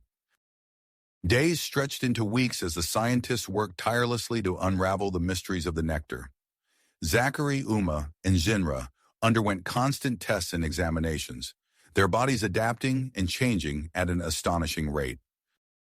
One scorching afternoon, as the facility's life support system struggled against the oppressive heat, Zachary felt a strange sensation in his chest. A moment later, a shimmering opalescent liquid began to seep from his pores. Uma, Shinra, look, he called out, his voice a mix of wonder and apprehension. The liquid pooled in his hands, cool and vibrant. Uma and Shinra approached, their eyes wide with fascination. It's beautiful, Uma breathed, reaching out to touch it. As her fingers made contact with the liquid, a jolt of energy passed between them. Jinra, sensing the exchange, placed its hand on Zachary's shoulder. Instantly, a surge of power flowed through the trio, their minds momentarily merging in a kaleidoscope of thoughts and sensations. Dr. Rodriguez, alerted by the commotion, rushed into the room. Her eyes widened at the sight of the shimmering liquid. Is that Nectar? Zachary confirmed, his voice tinged with awe. And I think we've just scratched the surface of what it can do. The discovery sparked a frenzy of new experiments. The scientists found that the Nectar could be used to power their equipment with unprecedented efficiency, heal injuries at an accelerated rate, and interface with both organic and technological systems in ways they had never imagined possible. As the research progressed, reports from the front lines grew increasingly dire. The devourers had launched a series of coordinated attacks across multiple systems, stretching the United Fleet to its limits. Admiral Vance's holographic image flickered in the facility's command center, his face etched with worry. We're holding them back for now, but we're outnumbered and outgunned. We need a game changer, and we need it soon. Dr. Rodriguez stepped forward, her eyes blazing with dedication. Admiral, I believe we have a solution. We've developed a delivery system for the Nectar that could incapacitate devourer forces on a massive scale, but... She hesitated, glancing at Zachary, Uma, and Shinra. But what, Doctor? Vance pressed. It requires a level of integration that we've never attempted before, she explained. Zachary, Uma, and Jinra would need to form a biological bond so deep that they might lose their individual identities. A heavy silence fell over the room. Zachary looked at Uma, then at Jinra, seeing his own mix of fear and grit mirrored in their eyes. We'll do it, Zachary said, his voice steady. Whatever it takes to stop the devourers. As the medical team prepared for the risky procedure, long-range sensors blared a warning. A devourer strike force had been detected, heading straight for the desert planet. Time was running out. In the heart of the facility, surrounded by a dizzying array of medical equipment, Zachary, Uma, and Jinra lay on adjacent beds, their hands clasped tightly together. Dr. Rodriguez looked at each of them in turn. "Are you absolutely certain?" They nodded in unison, their eyes filled with a mix of fear and purpose. As the first Devourer ships breached the planet's atmosphere, Dr. Rodriguez activated the merger protocol. Energy crackled through the air, and the trio's bodies began to glow with an otherworldly light. Their minds reached out to each other, memories and thoughts flowing between them like rivers of liquid starlight. Zachary felt Uma's fierce intellect, her passion for discovery. Uma experienced Jinra's deep empathy, its connection to the living universe. Jinra tasted Zachary's unwavering loyalty, his drive to protect. As their consciousnesses merged, a new entity began to take shape, a hybrid consciousness with unparalleled mastery over the Nectar and its applications. Outside, the Devourer ships descended upon the facility, their weapons primed and ready to strike. The fate of humanity and all alien species hung in the balance, poised on the edge of a transformation that would reshape the very nature of the conflict. In the heart of the desert facility, surrounded by the hum of machinery and the distant rumble of approaching enemy ships, the merger reached its climax. The hybrid entity opened its eyes, glowing with the power of the Nectar, ready to face the oncoming storm. Storm, a surge of energy coursed through the hybrid being as it rose from the merger chamber, its form fluid and ever-changing. The entity, now a perfect fusion of Zachary, Uma, and Jinra, opened its eyes to a world transformed. "We are Zax," it spoke, its voice a harmonious blend of the trio's individual tones. Dr. Rodriguez stared in awe, her scientific mind struggling to comprehend the magnitude of what she just witnessed. "It worked," she whispered, her voice barely audible over the distant sounds of battle. The facility shuddered as another explosion rocked its foundations. Zax's body rippled, adapting to the vibrations. Without a word, it moved towards the lab's exit, its purpose clear. As Zax entered the corridor, it exuded a flood of opalescent nectar. The liquid spread rapidly, seeping into every crevice and coating the walls. Security personnel, their faces etched with fatigue and fear, suddenly found themselves reinvigorated as the nectar touched their skin. "Huh, what's happening?" one guard asked, marveling at his renewed strength. Zax's form shifted, creating multiple appendages to interface with nearby computer terminals. Screens flickered to life, displaying real-time data on the Devourer invasion. "Optimizing defenses," Zax announced, its voice echoing through the facility's communication systems. "All personnel, prepare for counter-offensive." Outside, Devourer ground forces breached the outer perimeter. Their biomechanical forms, twisted and grotesque, surged forward with singular purpose. But as they entered the facility, they encountered an environment unlike anything they'd faced before. Turrets, reprogrammed by Zax, swiveled with uncanny precision. Bulkheads sealed and reopened in a complex pattern, funneling the invaders into kill zones. The United Fleet's defenders, enhanced by the Nectar, moved with superhuman speed and strength. Zax flowed through the facility, its body adapting to each new challenge. In the command center, it interfaced directly with the main computer, its consciousness expanding to encompass the entire defense grid. "Fascinating," Dr. Rodriguez murmured, watching Zax work. "It's as if the entire facility has become an extension of its body." Admiral Vance's hologram flickered to life, his expression a mix of hope and concern. "Doctor, what's our status?" Before she could respond, Zax turned its attention to the hologram. "Admiral, we are securing the facility, but to end this threat, we must take the battle to them." Without waiting for a response, Zax moved towards the nearest airlock. Its body shimmered, developing a reflective outer layer as it prepared for the harsh desert environment. As the airlock cycled open, Zax emerged onto the planet's surface. The twin suns beat down mercilessly, but Zax's adapted form barely registered the heat. It surveyed the battlefield, processing the situation in microseconds. Devourer ships loomed overhead, their massive forms casting long shadows across the desert. Zax raised its arms and immense tentacles of solidified nectar erupted from the sand. They lashed out with incredible speed, smashing into the nearest ship and sending it careening into another. The United Fleet's forces, watching from defensive positions, cheered as the devourer ships collided in a spectacular explosion. But Zax was far from finished. It extended its consciousness, reaching out to the biomechanical systems of the remaining ships. One by one, Zax seized control, forcing them to turn their weapons on each other or plummet from the sky.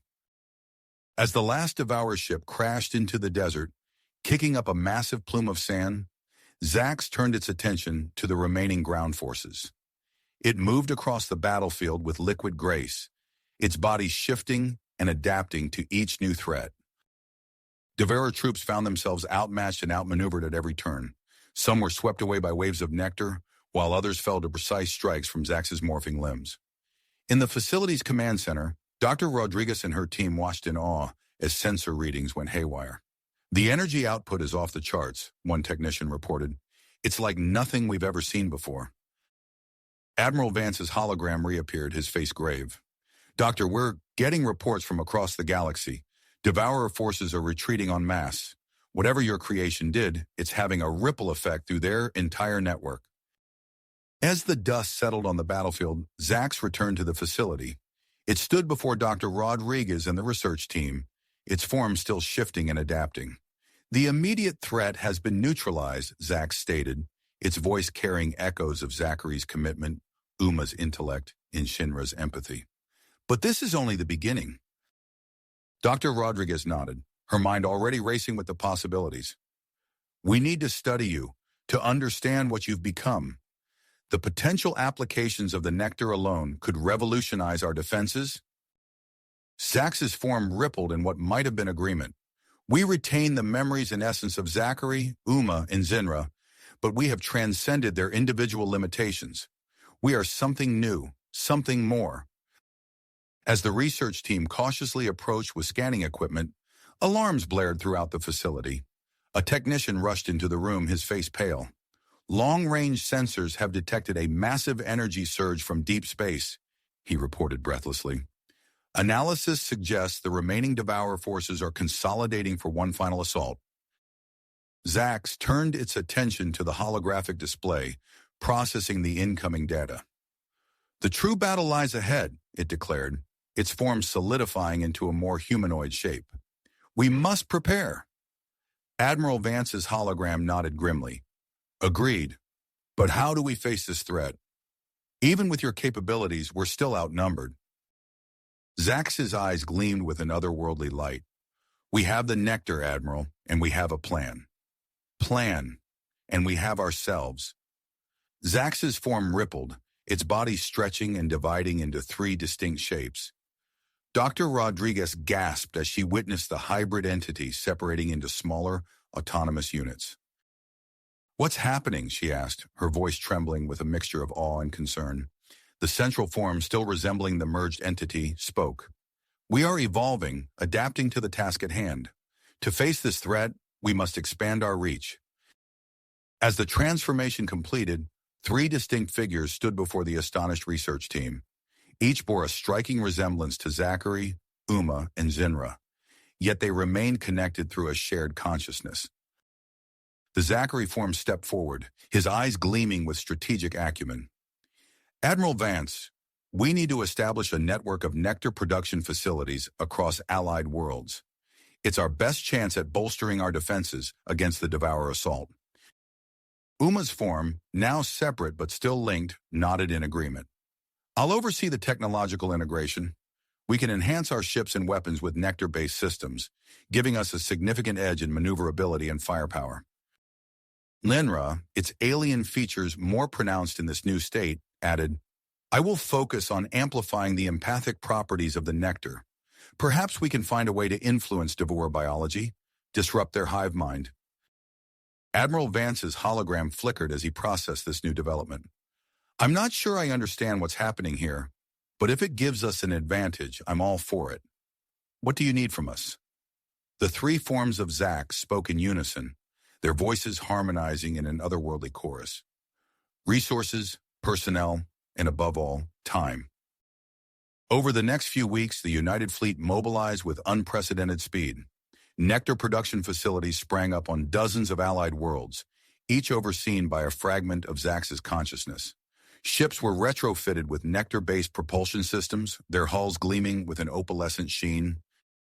On the main bridge of the flagship, Admiral Vance watched in amazement as a scout ship performed maneuvers that defied conventional physics. "Incredible," he murmured. The Zachary form of Zax stood beside him, his eyes tracking the ship's movements. "This is just the beginning, Admiral. With the Nectar, we're rewriting the rules of engagement." Alarms blared, cutting their conversation short. A communications officer called out, "Sir, we're receiving reports from the outer defense perimeter. The devourers, they're here." The main view screen lit up, displaying a terrifying sight. The devourer armada filled the starscape, a writhing mass of biomechanical ships that seemed to pulse with malevolent intent. "They've adapted," the Uma form of Zax observed, her voice tight with concentration as she analyzed the data streaming in. "Their ships are smaller, more agile. They're combining and separating at will, forming larger structures as needed." Shinra's form closed its eyes, reaching out with its enhanced empathic abilities. "I sense confusion, anger. The loss of their world ship has disrupted their collective consciousness. They're more vulnerable than ever, but also more unpredictable." Admiral Vance turned to the three forms of Zax. "What's our play here? How do we counter this?" The Zachary form's eyes gleamed with willpower. "We have a plan, Admiral. A Nectar-based virus designed to infiltrate and disrupt their hive mind. But we'll need to get close to deploy it." Uma stepped forward, pulling up a holographic schematic. "We've developed a specialized warhead capable of dispersing the Nectar across a wide area of space, but the concentration required, it's pushing the limits of what we can safely produce." As they spoke, the first wave of devourer ships engaged the outer defenses. Nectar-enhanced fighters swooped and dove, their impossible maneuvers keeping them one step ahead of the enemy. But the sheer number of devourer vessels threatened to overwhelm them through attrition alone. "We're running out of time," Admiral Vance said, his voice grim. "Whatever you're going to do it fast." The three forms of Zax nodded in unison and moved toward the ship's laboratory. As they worked to finalize the virus, their bodies began to shimmer and distort. Dr. Rodriguez, monitoring their vital signs, called out in alarm. "Your molecular structure is destabilizing. The concentration of Nectar required for this virus, it's tearing you apart." The Zachary form gritted his teeth, fighting through the pain. "We have to finish this. The hope of the universe depends on it." Uma's form flickered, her voice strained. "The delivery system is ready. Shinra, have you finalized the empathic resonance?" Shinra nodded, its form wavering like a mirage. "It's done. This virus will not only disrupt their network, but potentially sever their connection to the hive mind entirely." As the final preparations were made, the three forms of Zax began to separate further, their unified consciousness fracturing under the strain. "What's happening to us?" Uma asked, her voice tinged with fear. Zachary reached out, his hand passing through Uma's now translucent form. "We're becoming individuals again. The Nectar, it's forcing us apart." Jinra's eyes widened in realization. "Perhaps this is necessary, our final sacrifice to safeguard the galaxy." With a surge of will, the three forms of Zax channeled their remaining energy into the virus. The laboratory erupted in a blinding flash of light, the air crackling with power.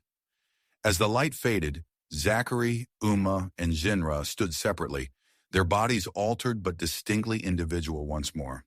They looked at each other, a mixture of loss and dedication in their eyes. "We may no longer be Zax," Zachary said, flexing his hands, "but we still have a job to do." Uma nodded, her mind already racing with tactical possibilities. "The virus is ready. We need to get it to the front lines." Shinra moved towards the door, its movements more fluid than ever before. "Then let us end this, once and for all."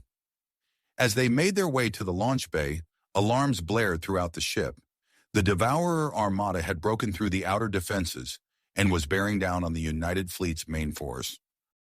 Admiral Vance's voice crackled over the intercom. "All ships, battle stations. This is it, people. The fate of every sentient being in the galaxy rests on this moment. Give them hell." Zachary, Uma, and Jinra boarded their specialized ships, each vessel humming with Nectar-enhanced technology. As they prepared to launch, they shared one final look, acknowledging the bond they still shared, even if they could no longer merge into a single entity. The launch bay doors opened, revealing the chaos of the battle outside. Devourer ships swarmed like angry insects, their adaptive forms shifting and combining in a dizzying display of alien geometry. Zachary's voice came through the comm system, steady and determined. Remember the plan. We each take a different vector, increasing our chances of reaching the center of their formation. Whoever gets through deploys the virus. The others provide cover. Uma's fingers danced over her controls, priming her ship's weapon systems. Understood. Good luck, both of you. Shinra's ship pulsed with empathic energy, ready to project confusion and disarray into the devourer ranks. May the stars guide our path. With a final deep breath, they launched into the fray, their nectar-enhanced ships weaving through the battlefield with impossible grace. The virus payload, their last hope against the devourer threat, pulsed with potential energy as they raced toward the heart of the enemy armada. The fate of the galactic realm hung in the balance as Zachary, Uma, and Shinra pushed their ships to the limit, determined to deliver their payload and end the devourer threat once and for all. The battle raged around them, a symphony of destruction and heroism, with the outcome far from certain. As Zachary, Uma, and Shinra launched their ships into the chaotic void, the United Fleet surged forward to meet the Devourer Armada head-on. Energy weapons lanced across space, illuminating the darkness with brilliant flashes of light. Biomechanical projectiles spewed forth from Devourer vessels, twisting and writhing as they sought their targets. The battlefield erupted into a maelstrom of destruction, with ships on both sides exploding into silent fireballs. Zachary's voice crackled over the comm system, steady and focused. All ships form up on my position. We'll create a wedge formation to punch through their lines. His tactical acumen shone as he anticipated the Devourers' adaptive strategies, coordinating the fleet's movements with lightning-fast precision. Allied vessels moved in perfect synchronization, weaving through the enemy's attacks with unprecedented efficiency. Uma's fingers danced across her control panel, her enhanced intellect allowing her to process vast amounts of data in seconds. I'm detecting vulnerabilities in their communication network, she reported. Initiating cyber attack now. Her mastery over technology bore fruit as confusion spread through the Devourer ranks. Enemy ships collided with one another, their coordinated movements disrupted by Uma's digital assault. Shinra closed her eyes, reaching out with her empathic abilities. A psychic link formed between the Allied ships, enhancing their coordination and reaction times. We are one, she intoned, her voice resonating through the minds of every pilot and crew member.